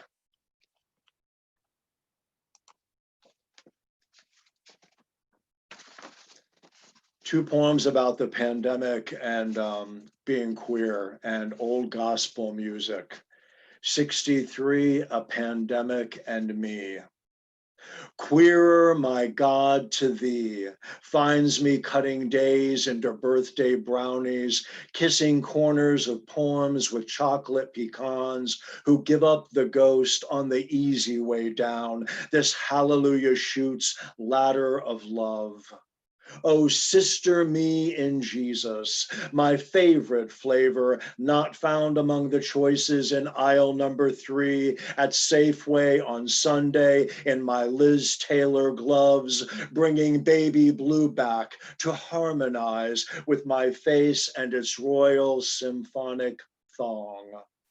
Amazing space, how sweet the sound little mouths make, pushing heavy breaths out in confessional modes made out of portals so public the private is shame to think that forgiveness could ever clean such vicious viral behavior. I'm going to end with a poem called Action Heroes. It's a love poem for my wife and I and the glory of bisexuality. Action Heroes. The woman in me and man in you needed more skin to get out, more bones to build a home in the center we arrived at late. No shame existed for living extreme, for burying boredom in a lavender field. What needed to be done was done. I took one eye, you took the other.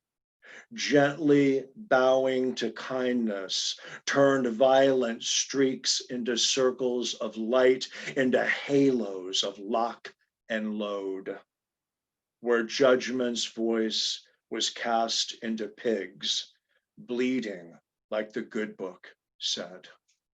Thank you.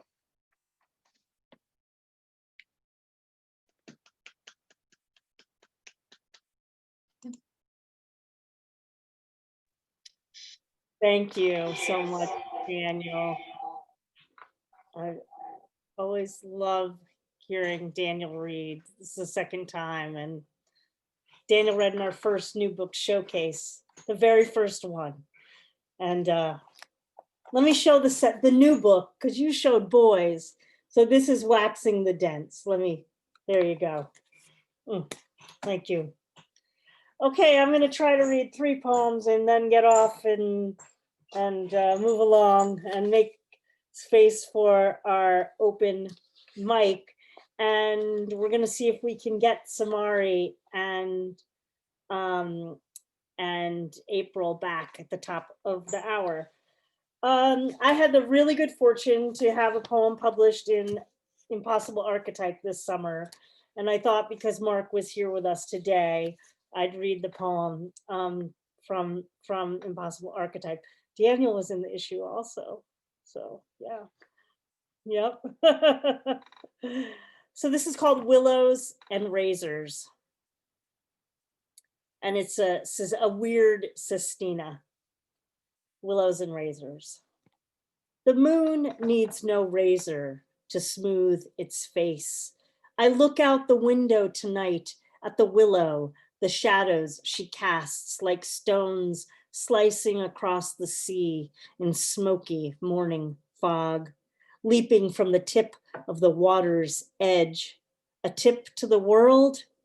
When I take the morning's razor to my face, trying to scrape last night's smoke from my chin, I stroke out so as not to cut my stone lips. I want all of a woman's will. Low expectations be damned. The willow's branches hang over me like fingertips reaching inside a glass jar for stone jam. Its taste like lust or love, razor thin, until deciding whether to flame out or flare up like a firestorm smoke. In turbulent times, alarm clocks send smoke signals to prospective lovers in their willowy sleep. Their dreams move each other out of their separate cities' beds. Restless, I run the tip of my finger to test the antique razor's edge, then slide the blade across a stone to make both the steel and the stone sharper to my touch.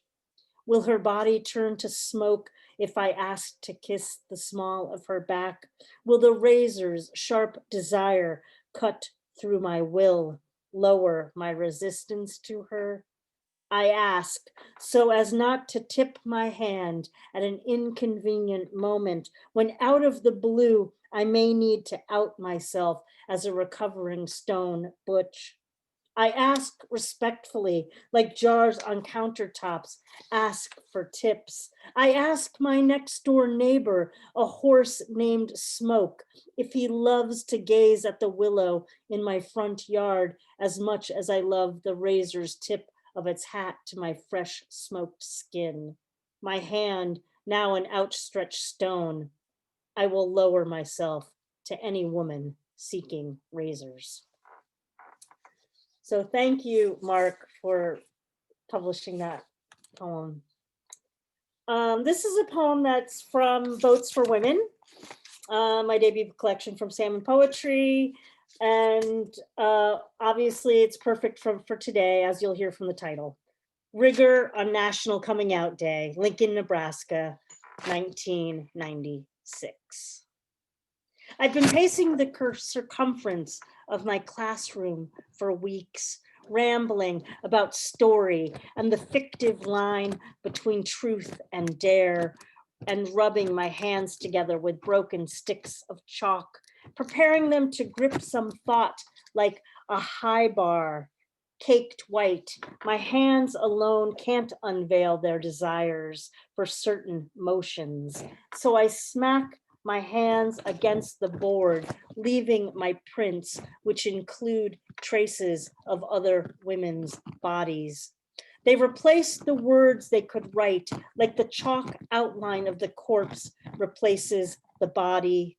And I remember my back pressed against the blacktop after school, and her insisting, lie still, don't move, as she ran the new stick of stolen chalk around my edges, her fingers blushing against me as I became one long curving line. After, she extended her hands and pulled me from the second dimension. Can I draw some clothes? I asked, peering over myself. No, she said, you'll make a mistake, and I don't want to trace you again. But the fact is, she did. Today, after class, I avoid the hate chalked under each step I take on the campus sidewalk. Next to those words, the chalk outlines of bodies the words want to negate. And I'll end with a poem that I wrote in response to a poem, thank you, from my friend Liz All, who's read here on the program before. She and I were at the University of Nebraska together. She wrote, something happened, and while we were hanging out one day in Lincoln, and 15 years later, I felt I had to respond to what we had talked about that day. So this poem is called Coming Out. Yes, Liz, we were happier when we smoked. When the ritual pull into my lungs felt like a dizzying elixir instead of a stench of sorrows. You see, most days when I bummed that solitary smoke, I was in girl trouble. What you didn't see, I often crept home alone and smoked deep into night's well.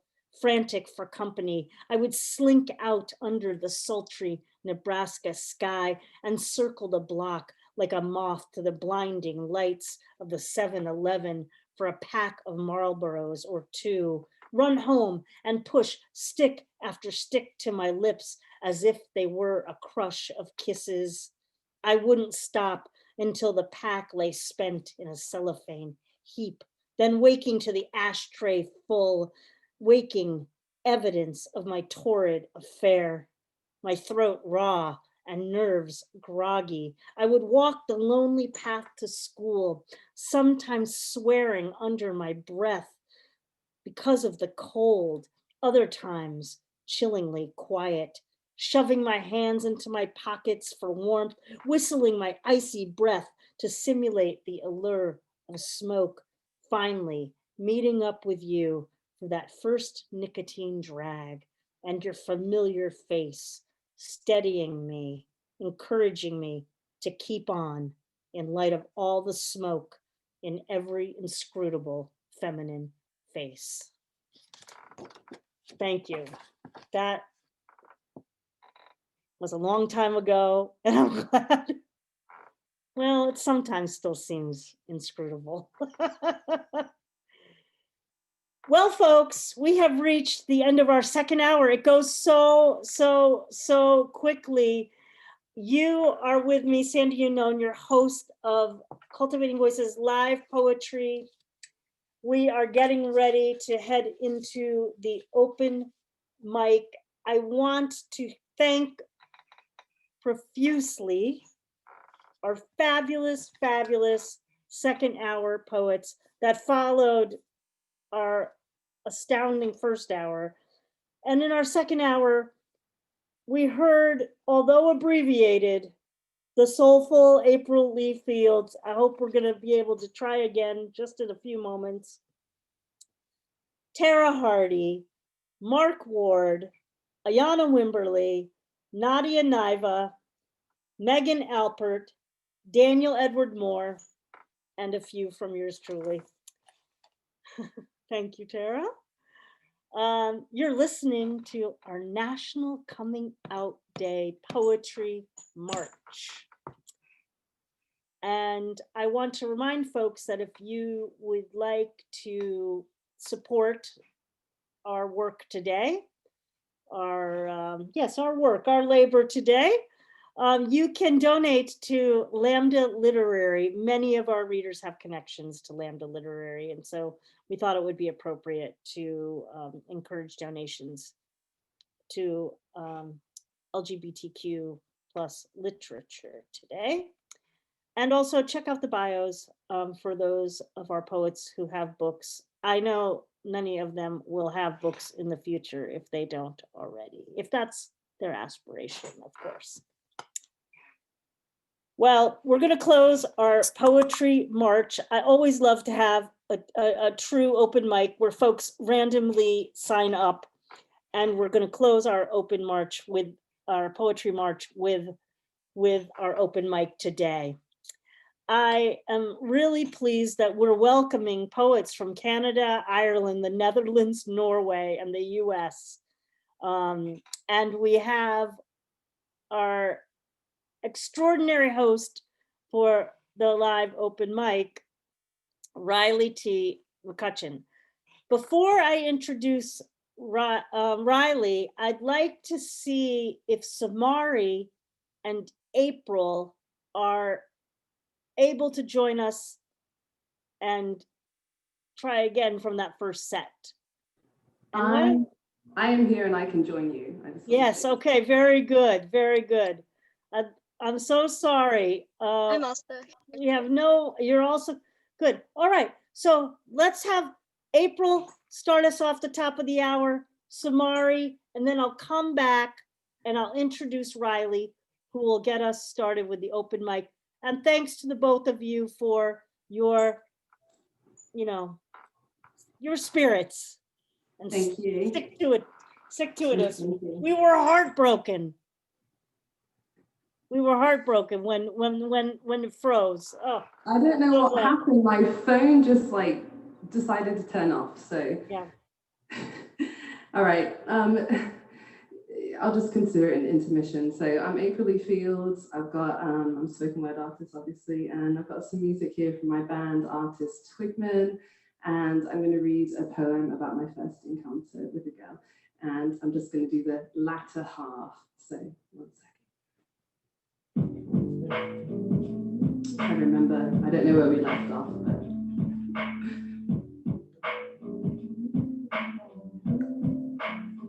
How did it feel? How did it feel? Well, in that angelic verse, when we eventually kissed, your soft, tender lips, no rough beard, your full birthing hips, spoke in volumes to the man that resides within my very own hands.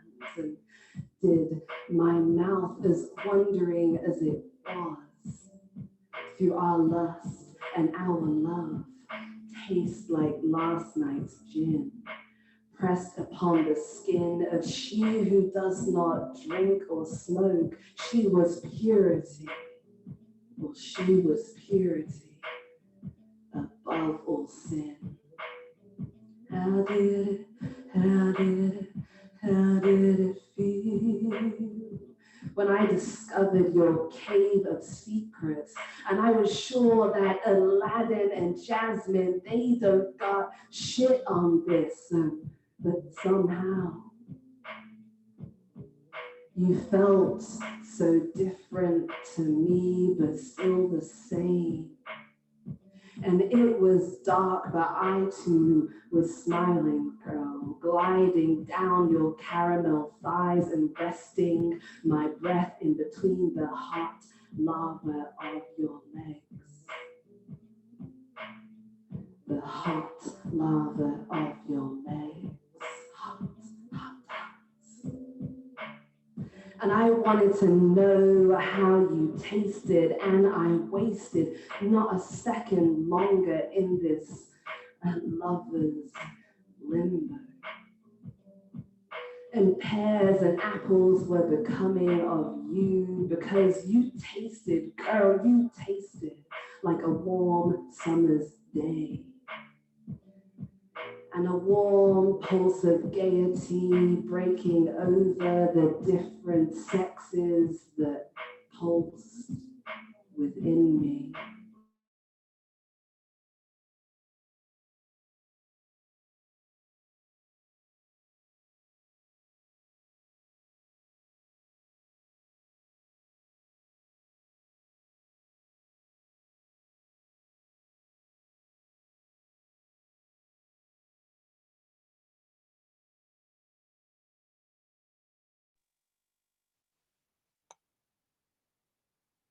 Well, I know the suspense. Yes, the suspense. I think I'm going to move us along to Samari. I think obviously, I mean, how amazing that we got to hear more. And yeah, so I'll ask Samari to come on. And Hi. Okay, sorry.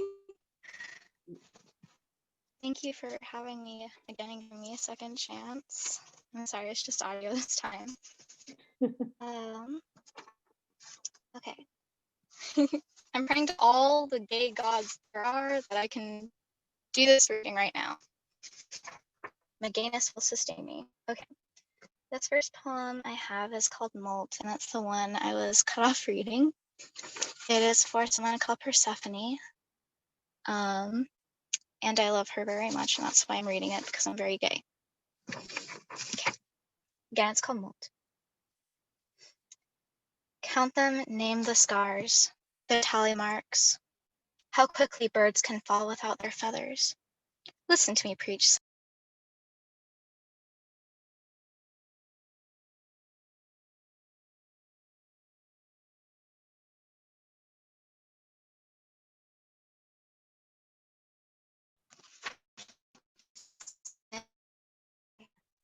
The wrongness of the world is never purposeful.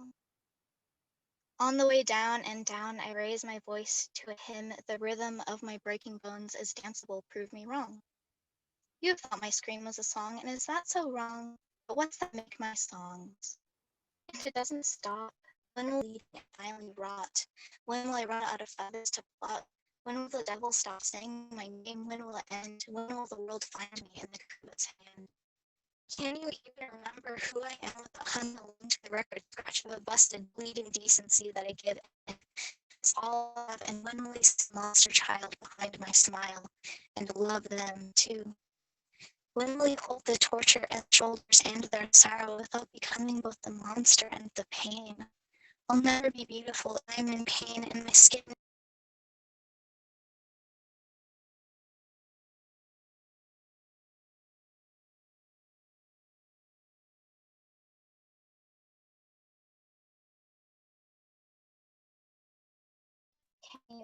will you be with me as I descend to hell to steal the bells, still peeling out my pores? Can you? Would you hold me as it all falls away, and love what keeps emerging from beneath my feathers? Thank you. That was Molt. Whew. Okay. I'm gonna try to read one more. We'll see. Thank you again for having me second time. This one's called Pajama Boy. And it's not one of my favorites, but my professor likes it, so I'm reading it. In this story, words are wounds.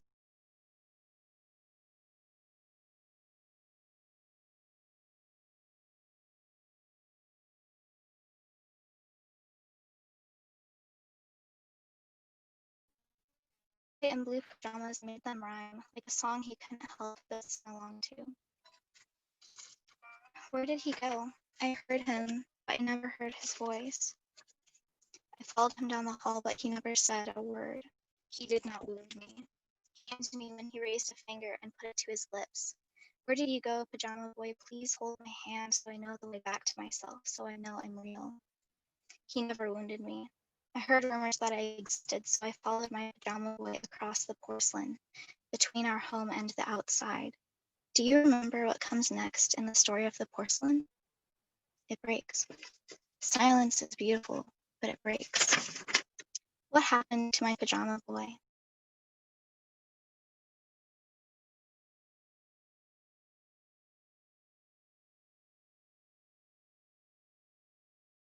Swim in his head, healing his wounds.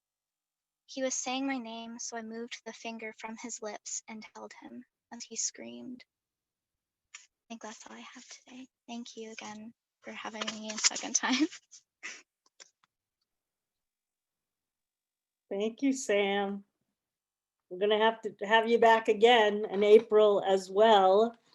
you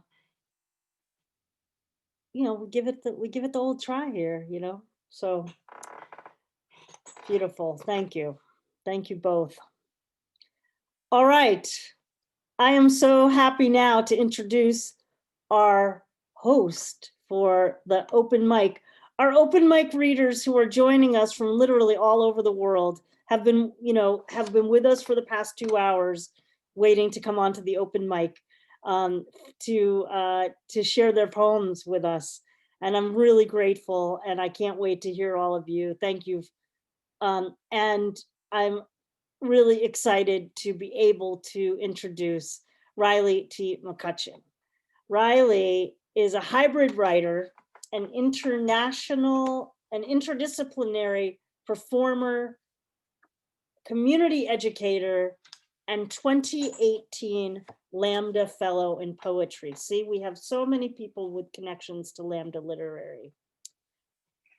Riley's work has appeared in Fog Lifter, Papichu Review, and Nat Brute.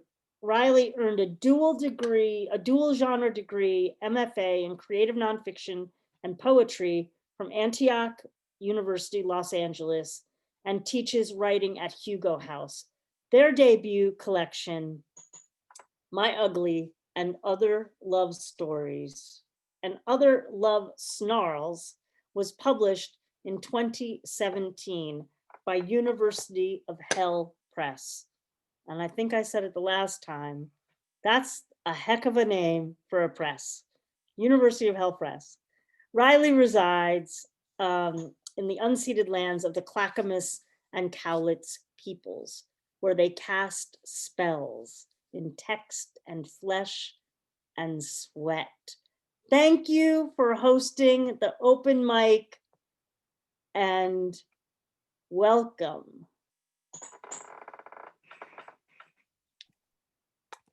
Thank you, Sandy.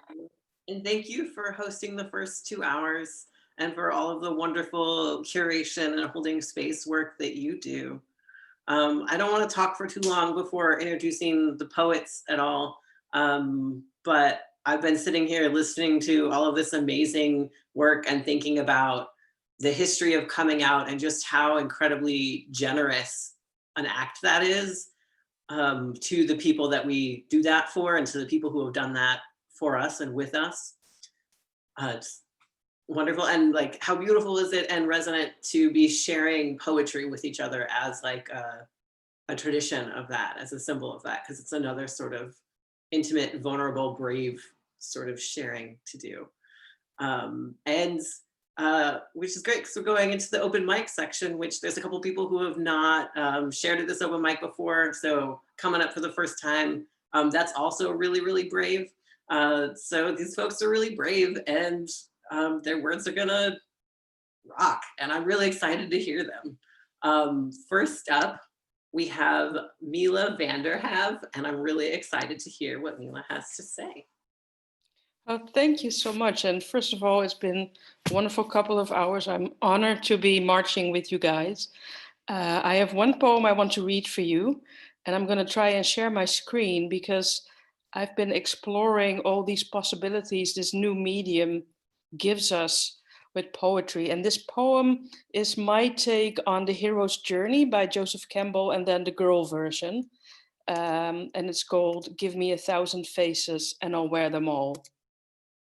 Some girl lost, some girl other, some girl mistaken, some girl adjacent, some girl fur, some girl touched, some girl untouched, some girl meaningful, some girl splayed, some girl shipwrecked, some girl rabbit-faced, some girl moist, some girl nocturnal, some girl swaying in the wind, some girl a hanged god, some girl pining, some girl harvest, some girl again and again, some girl two-headed leering, some girl a flagship, some girl finding the path, some girl spiral, some girl changing mysteries, some girl has high-rise living, some girl flattened like paper, like paradise, some girl on the map, some girl reloaded, some girl with some girl heart-shaped, some girl bones, some girl confessing, some girl trapped with a soul, some girl organic,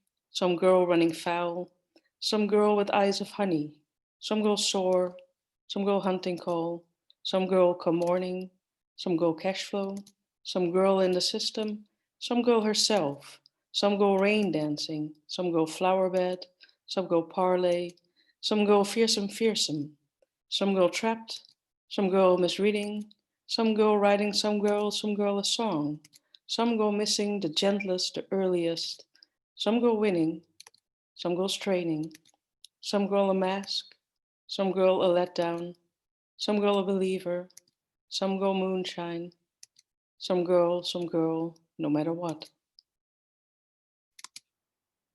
Thank you. Thank you so much, Mila.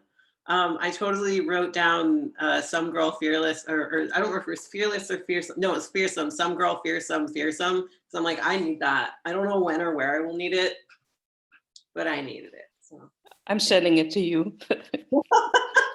thank you. And thanks for getting our like multimedia like mojo on. I love that. I'm into it. Thank you, Mila. Next up on our list, on our open mic times, we have got Katie McElroy, I believe. Oh, and I've checked with a couple of you about pronunciation of your names. If I get it wrong, please just tell me and I will say your name again. I wanna honor you in this place. All right, Katie McElroy. Awesome, that was completely right, which is quite rare actually. But yeah, I'm coming to you from Oslo, Norway, where it is National Coming Out Day as well. I had to Google it, but apparently it is as well. So I've got my own poem that I wrote this morning because I felt that I didn't have anything that really fit the theme specifically enough. It's still pretty vague, but I'll give it a shot. So this is called The Red Dress. When you leveled our lunch with an explosion of salt, we had something else to eat. You posed and I was hungry. You washed my hair twice just to be on the safe side. One of us chose the hibiscus. I could smell it on a bubble's shining cheek. You let me wear your famous red dress. I used it to spill drinks with. How did I do? Was I a fraction of you? That great bursting powder puff, a vast cloud thick with sugar dust. I stood guard to it while you slept. You were an era that stretched out to the width of a waistband. I unpacked my suitcase and sold your things unkindly. Once I saw a picture of you in another climate, wearing my purple something I didn't know I'd lost. You looked at ease then. Thank you.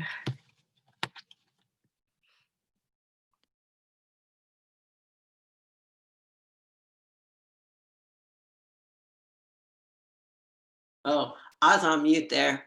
Good hosting duties there, Riley. Thank you so much, Katie. I was totally into the deep purple something. Yes, want that, want more of that. I want to dive right into that velvet goodness. Next up on our open mic sheet, we have Charlie Dale. Hi, I'm Charlie. I use he, him pronouns. Thanks for having me. I am going to share with y'all a poem called Forest Mirrors, and it's a little bit about my coming out. Forest mirrors. Tall trees in the forest have always been better than any mirror. Solid ground, solemn composure. I look up to you and see myself. Naked, you wrap me in moonlight. Blur your withering branches of eyes, you whisper truths I'm ready to hear. Genderless bark adorns your soul, covers my eyelids, metamorphosing you. Something about you, about the silence alone, you ask me nothing. You ask me for nothing, and in return you let me be. My own self disappears as I slide into your scaly, genderless skin. I feel at home. For many years, I take solace in your branches. You support many truths. My, I have to, leaves. You let me pretend. Let me rip off your genderless bark off again and again. Searching for identity, you don't ask for much. Until one day, tears turn to watershed, rivers run to rapids, and illusions wash away. You show me my reflection. I see more than just the scales. Genderless bark overgrown, I appear. And I am the lumberjack, mysterious, full of fear. You say, take this mask off, my child. You know you want a beard. We have been here many times now, no need to disappear. Come along now, my child, and frolic and be free. No longer bask in gender, only here with me. Your gender isn't scary, no need to hide at sea, no need to know it all now, just know you get to be.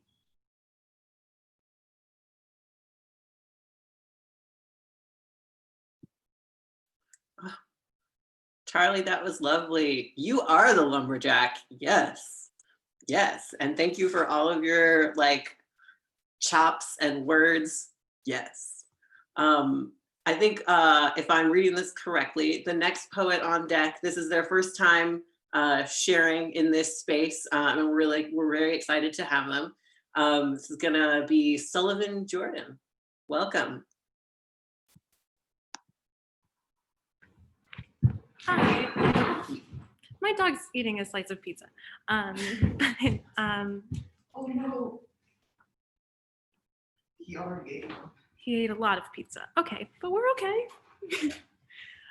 So I'm Sullivan and I use they, them pronouns. This is something I wrote a little bit back about something I made for someone in a gay way. Exactly.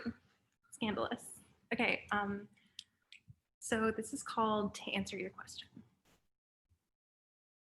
At first, it was just going to be a bathtub against the purple, not purple bag. I'd been taking a lot of baths at the time. You're mostly water, and I have to be careful not to fall asleep from the strong drug that is the combination of narcolepsy and the strong, soft comfort I find in space with you.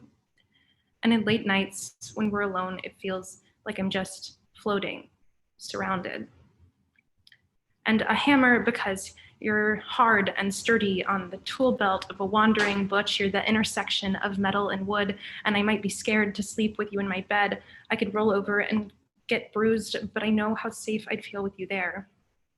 And then a mouse because you're quiet, sneaky. You approach grossness openly in a way that is so big and so small and human and gentle, like a skull on the mantle. You have a round face so warm that it seems you're always creaking open your front door and inviting me into the house over and over and over again. The hat is maybe just a hat, but we also exist in a particular sect of the community known as hat dykes. Hat dykes are just something I made up, but hat dykes are those dykes who wear hats to the point of it being a personality trait. And there are subdivisions of hat dykes: forwards hat dykes, backwards hat dykes, beanie dykes, knit hat dykes, helmet dykes, also known as bike dykes, bucket hat dykes, cowboy hat dykes, who are famously the most fun. But hats bring only confusion if you're not in alignment. All the hatless dykes I know try to take my hats. And I think there's a symmetry in matching hats with hats with hats with hats, a sense of understanding I feel in a glimpse of your beanie capped head. And there's an apple. You're an apple. You're a sour apple, and you're a sweet apple, and the kind that tastes a little bit like sweet tarts. You're also the kind that has a waxy skin that you can chew forever, and the kind you can make that crunch noise in your mouth with every bite. But most of all, you're the one that already tastes like apple cider, like someone sprinkled it with cinnamon while it was still growing in the orchard. There are also 3 words in a bold, slanted font resting in the bottom corner. I think you were really just asking about that. 4 Small Stones is from a Mary Oliver poem. It goes, on the beach at dawn, 4 small stones clearly hugging each other. She talks about the way the stones exist with each other, content, forming their own community of stones, stone love. It reminded me of being, and being simultaneously with you. The sunset is really pretty tonight. Fucking cotton candy clouds. The bag I gave you is purple. No, the bag is not purple. The bag is The bag is the color of one small strip of the sunset I'm looking at through my windshield while I pass your street. You asked me what it meant, so I'd like to clarify for you, you never said like mouse, hammer, hat to me in a particularly good round of list some nouns, but everything has a thread coming out, winding around to find you. I see you so infinitely connected to the world, to the benches and the shoes and the bad days and the feelings of sitting in a rocking chair, the endless back and forth. I wanted to try to whisper to you in my shoddily embroidered pictures a little bit of how I see you. That's what it means. That's why I made it.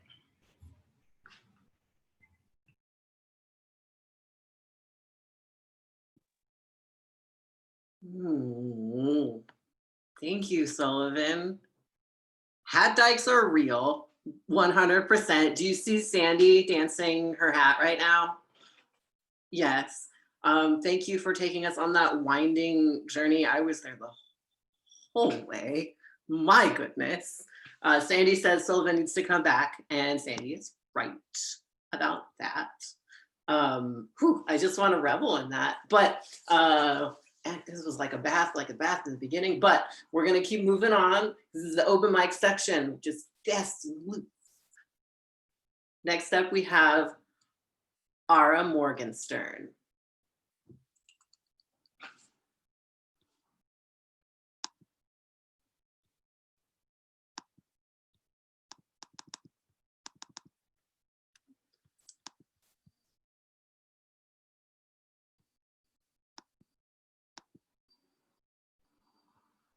Ooh, is there an Ara? Hi, sorry. Lovely. Hello. Cool. All right, the piece I have is actually a poem I wrote in response to a poem I heard from Charlie Dale. It's all based on like one line Charlie had in there, and it was Big Gay Garden. So I called this piece Big Gay Garden. And I'm going to say what Charlie said when he introduced that piece to us is, this is for all of us queers. So, okay. The white yarrow, 1,000 weed, the nosebleed unwanted, those thrust from the wombs that rejected us, landing on our heads, leaving scars that scream freak at our own reflections. The ones that screamed worthy back at their own scars despite it all. The staunch weed needed the wound wart for healing. The pink bleeding hearts, the ones that care too much, or perhaps no one cares enough. As our trans sisters fight for their lives against the odds, our sisters continue caring as the elder hearts hold us, protecting us until we're ready. Then they let us burst forth, sowing the seeds of life despite all the lives of their sisters stolen.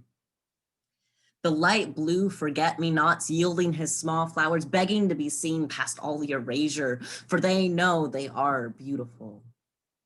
The black tulip, queen of the night and co-founder and keeper of the stars, made to keep our youth housed in the very same bricks she threw to keep the cops away.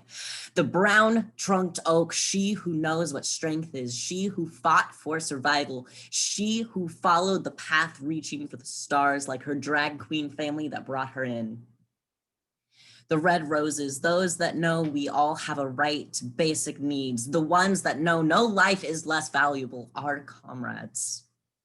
The orange amaryllises, those proud to be alive, shaped for the stars that made it out after surviving harsher climates, they are ready for healing. The yellow dandelions, more than weeds, accomplished dreamers, the ones that do belong in this big gay garden despite what anyone says.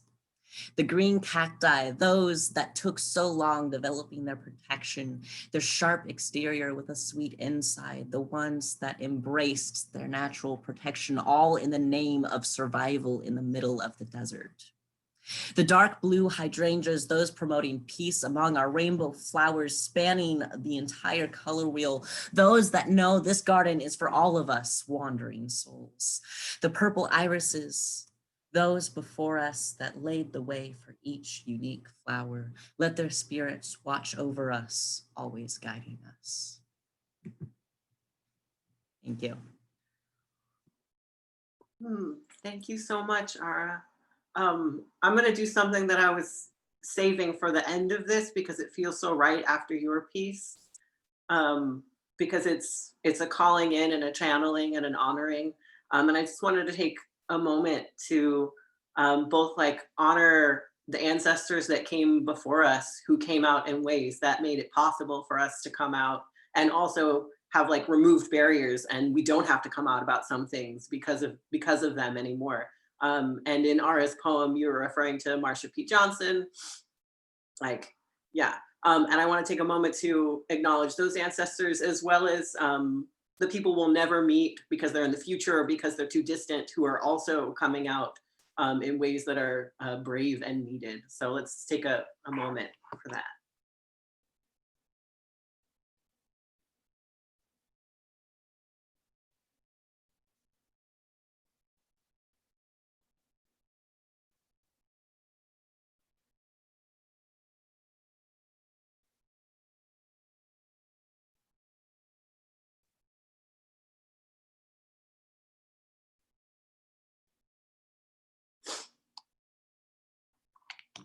Thank you for all of your patience and generosity. Everybody here, wonderful. Thank you for being here. The next poet that we have coming up to the open mic stand is brave as well, because this is their first time reading in this series. So give a warm welcome to Robin Riegler, who I think is coming from Texas today.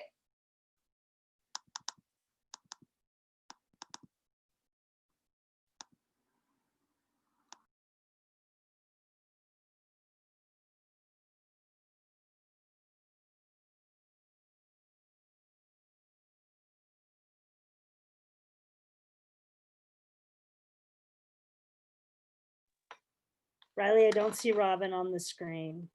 Nor do I. Perhaps we will at another Cultivating Voice series. Indeed, thank you. Thank you for keeping a lookout as well. All right, then next up we have Madge O'Callahan, who is hailing from New York today, I think. I wish. I'm hailing from Shannon and County Clare on the west coast of Ireland. And I have to confess that I'm neither gay nor a poet. Well, I probably am a poet, but I want to be involved in this. You talked about our ancestors making it easier for people to come out, and I want to read poetry from Ireland's best loved gay poet, Oscar Wilde, who lived in the 19th century. And I also want to dedicate this to family and friends who may or may not be out, particularly to my brother, Danny, who died before he came out. And but we always knew he was gay. And in his writings afterwards, he told us why he didn't come out. Because we live in a Catholic country that is the first country in the world to legalize gay marriage by referendum 5 years ago. So I'm very proud of that. And I wanted to read some of Oscar Wilde's poems here tonight. So I have two poems.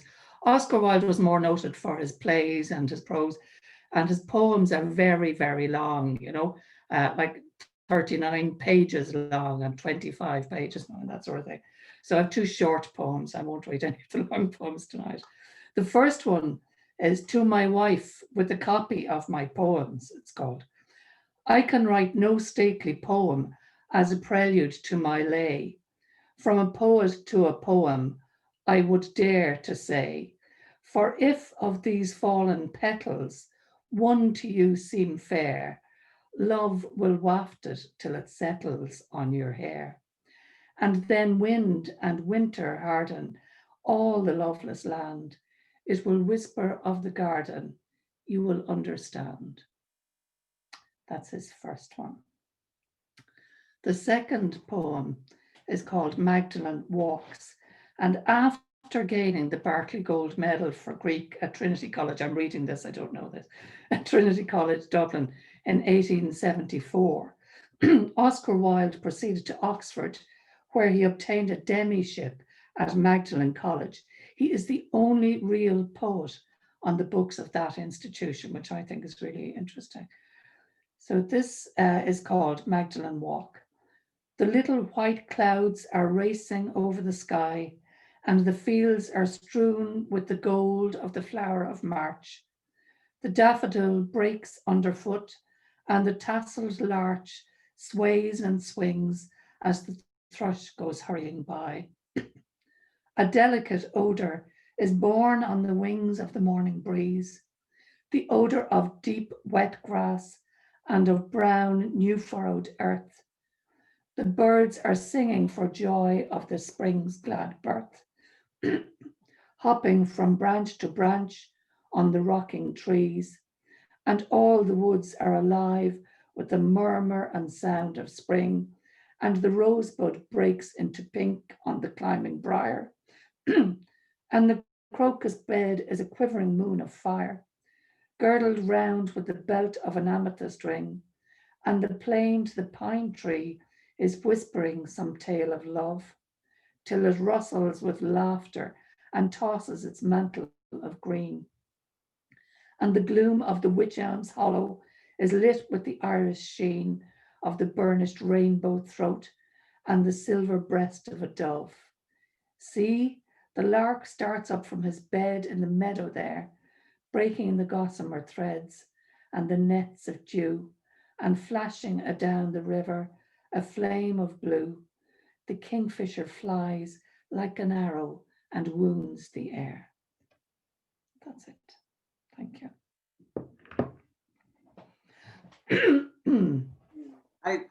I just want to read what Sandy wrote into the chat because I second it, which is I so appreciate Madge's reading today from County Clare, bringing Oscar Wilde from the past to our present. Thank you. Thank you. It's great to have Oscar Wilde on the open mic. That's great. Next up, we have Josephine Lowray.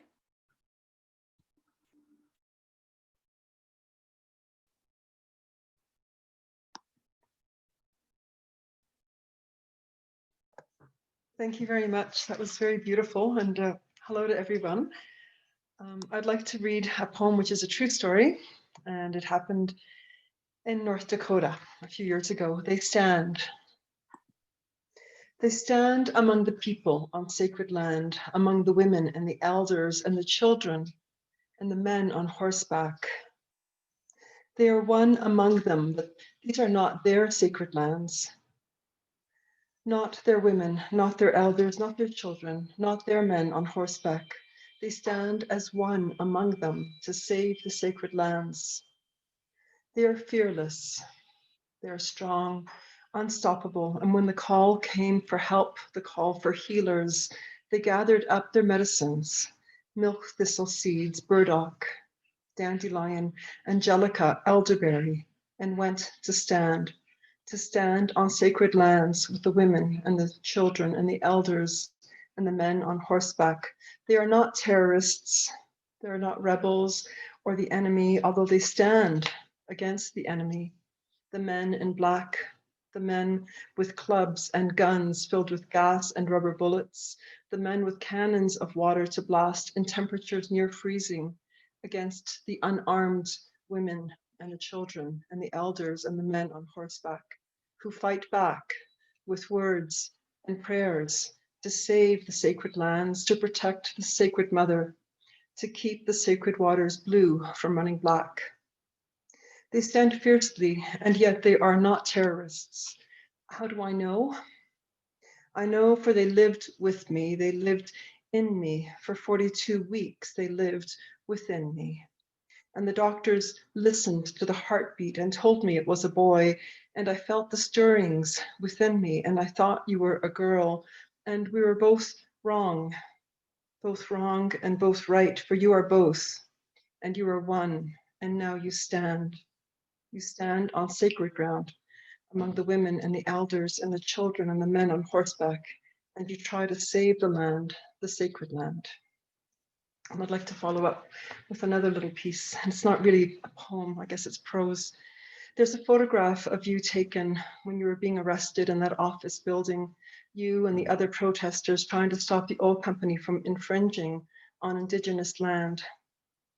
Scrolling down pages and pages of internews, I stop, stunned.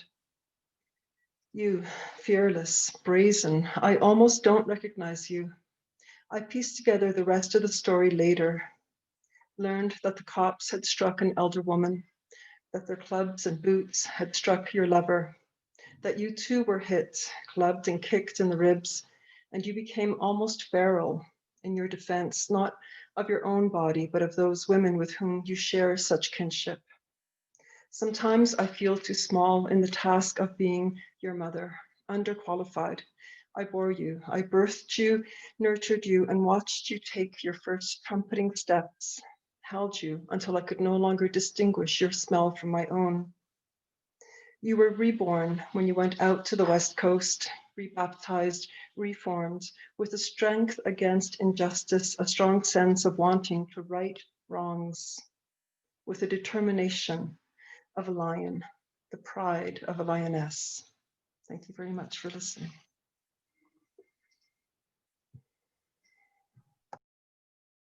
Thank you so much, Josephine, for sharing your critical work. And we have to come out or feel the need to come out because we are living in a colonialist, white supremacist world. And there are places in the world, and there were places in the world where that didn't have to be the case before. So the work that you're bringing is really important. Thank you, Josephine. Next up on our open mic docket, we have Mel Bradley. Hey, thanks for having me. So the piece I'm going to read for you is I wrote a play after doing a series of workshops with people with LGBTQ plus community here, and what it was like to be living in Northern Ireland. And before I sat down, or when I sat down to write the play, I had to write this piece first, and then everything else made sense after that. So this is a piece called Beyond Me. Beyond first shock breath into cold, unfamiliar air, hands that grapple and blinding stark white glare, swaddled tightly, now secure in safe arms, strokes on noses, skin to skin, kisses, feel warm. Beyond the you can be anything you dream of, bold astronauts and perfect ballerinas, driving fire engines or being a fox, adventure games, the dressing up box. Beyond school day classrooms and uniforms, learning to sit in neatly lined rows, pristine, counting and spelling, language expanding, friendships formed in playgrounds, bonds unending. Beyond traditions and cultures of growing up orange or green in this tiny corner of humanity, of altar boys and girls' brigade costumes, processions and ceremony, alignment assumed. Beyond class and notions of rising above, head down, work hard, strive more and more and more. Gotta get out of here, got to get elsewhere, a chance to just be without the past aware.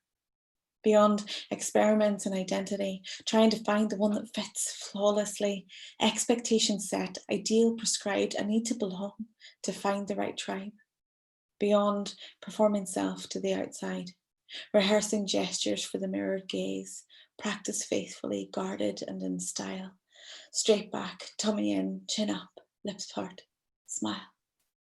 Beyond the pride flags and the party club scene, flamboyant boys in loud colours dancing free, girls in flannel shirts, hair short, tattoos, tough, pushing boundaries. How far is far enough? Beyond gender decided in those first breaths by a doctor that never asked, a life mapped, dressed in pink, climbing trees, feeling wrong, trapped inside a body that doesn't belong. Beyond fighting the legal rhetoric to have a flirtation, maybe a relationship, witness life as partners exchange in name, celebrated openly. No fear, no shame. Beyond stripping down needless barriers, clearing out old prejudicial debris, let me ask you honestly, what you see, if you look beyond the labels of me. Thank you so much.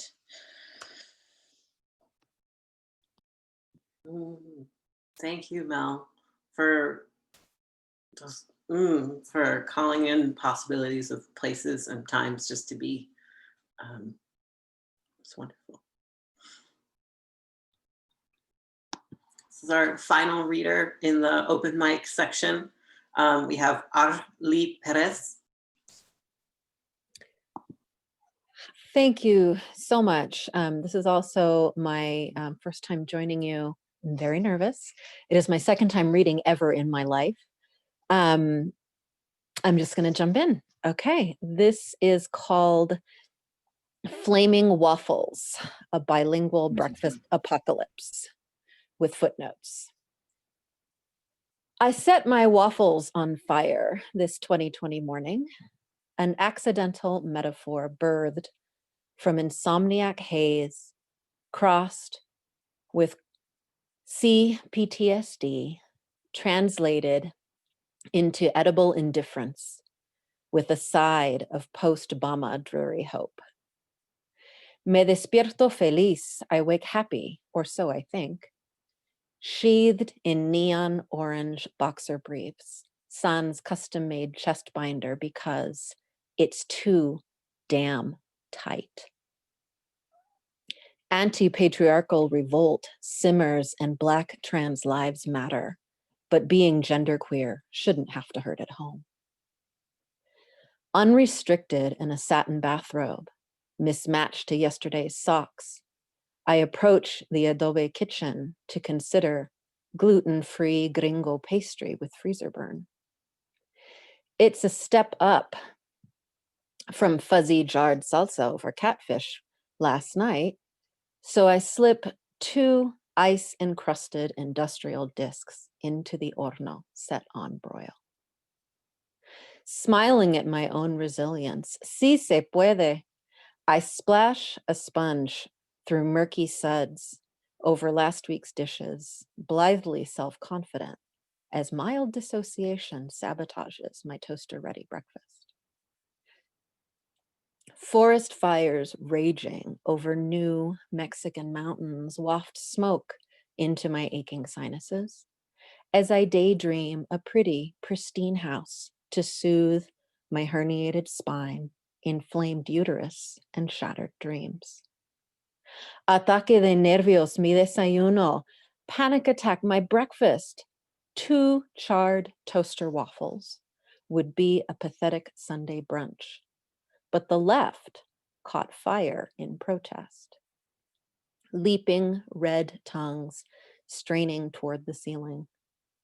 Exhilarated, I fight global warming with barbecue tongs, extinguish my flaming breakfast in the kitchen sink, and wonder, when will the water run out? I'm actually skipping the footnotes because I translated in the body of the poem. Yeah. Thank you.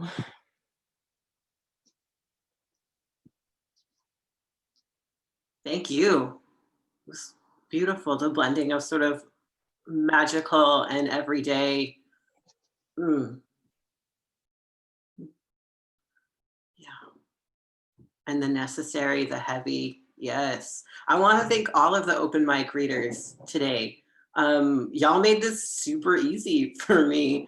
I had like all of these like little announcements that I was going to do, but each of you like read pieces that covered all of the things that I was concerned with. So clearly we are gathered here for a reason today.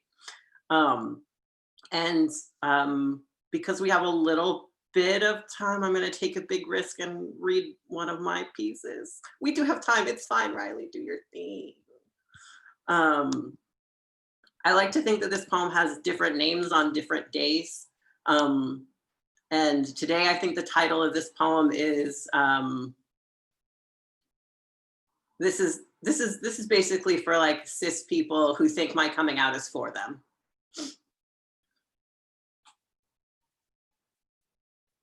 My pronouns are they, them, theirs. My pronouns are slashed like fanfic. My pronouns are anti-parenthetical. My pronouns are not antithetical. My pronouns are not antithetical. My pronouns aren't walking softly. My pronouns stumble in your mouth, slip you from your purpose, unstep intentions. My pronouns pronate strongly the curve you could become if only. My pronouns are a field out beyond ideas of wrongdoing and right doing. My pronouns are 100 or so drowsy pheasants purloined, bursting from a baby carriage. My pronouns cannot be found in a haystack. My pronouns are a series of needles going in and in and in and in. My pronouns have been injected, but first they were tattooed. My pronouns are breaking ground, breaking news, breaking skin. My pronouns aren't broken. My pronouns are subject. They are the ones doing the breaking. My pronouns are, yes, syntax, but come on now. Don't you want to do more than just lick their bones? My pronouns come correct, not proper, unclean, slippery, twisting your arm until you say, uncle. My pronouns contain multitudes. That is why they appear plural, dummy. My pronouns are a three-body problem. My pronouns have too many moons to name in the split span of a human lifetime. My pronouns wobble and crystallize when flame is brought to the surface. My pronouns aren't for you. My pronouns are for me. My pronouns are what you will do for me, the least of it. My pronouns aren't mine or yours. We belong to everything my pronouns are. My pronouns are the only way you could possibly attempt to fit a nodule of my multitudes inside your human mouth. My pronouns see how small you are. My pronouns raise you. It's your turn to call. My pronouns won't tell. They never learned how to flinch. That's why we chose each other, duh. My pronouns and me are getting married. Here is a link to our gift registry. Finance our coalition with surrendered pitchforks. Send us your best vegetables. My pronouns are deserving of tribute, deserving of joy. My pronouns are non-hierarchical and they drink decaf. My pronouns remember all that you can't see and all that you have unseen. My pronouns aren't ahead of their times or behind them. My pronouns are timeless, iconic, scene-stealing, head-turning, regime-burning. My pronouns strike a pose, then another, and another, all them, all theirs. My pronouns never began, and they will never end.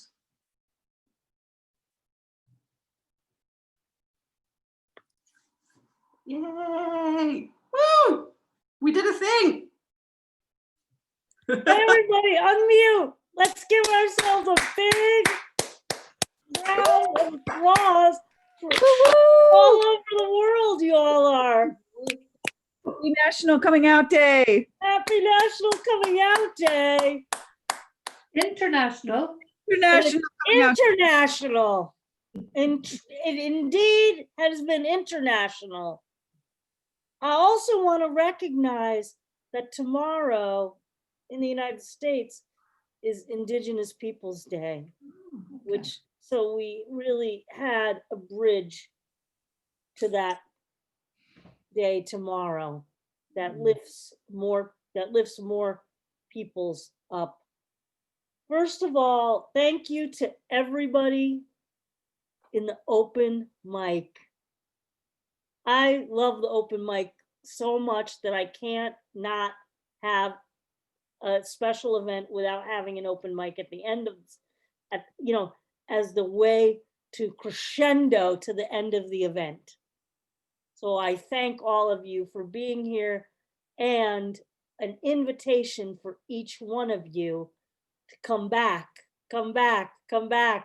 and read on the regular open mic where you have a 10-minute set in our Cultivating Voices live poetry. open mic. Our next one is October 18th. I believe that's next week. That is next week. Yeah. Sign-ups on Thursday. I've been working on putting this event together for about 2 months. And, you know, in my head, I have a vision for it. And it exceeded yeah, it was just really everything that I had dreamed it would be, from David Groff starting us off, bringing us back to October of 1987, the day that originated, where we get National Coming Out Day. All the way to all the people from all the countries that joined in today to read, from all your different time zones, with all your humanity and all your pronouns. I couldn't think of a better poem to end on than Riley's poem.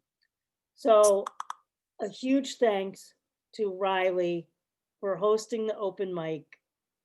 I also want to give a monumental thanks to Don Krieger, who behind the scenes made it possible for us to go live today. And also to my sister, Elizabeth Ann, who's been with me for the past 29 weeks, bringing live poetry to all of us. So you've been watching today, Cultivating Voices live poetry. We're in Zoom.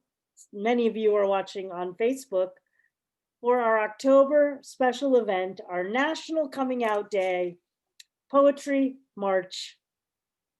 A reminder to join us next Sunday for our live open mic. And on Tuesday, October 20th, we have another special event in October.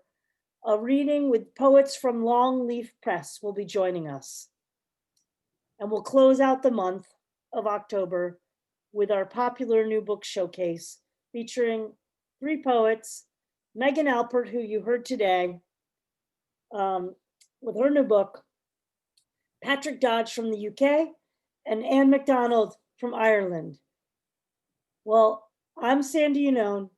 I'm a little hoarse from screaming and, marching along with the poetry today. I'm your host of Cultivating Voices Live Poetry. I'm encouraging you, keep resisting, keep persisting. Here in the United States, vote early and be well. Take very, very good care of your beloveds. That usually means wearing the mask. And where would we be if we did not keep writing? Keep writing, my friends. A good week to you all. And thank you really from the bottom of my heart for joining us today, coming out on International Coming Out Day. Until next time.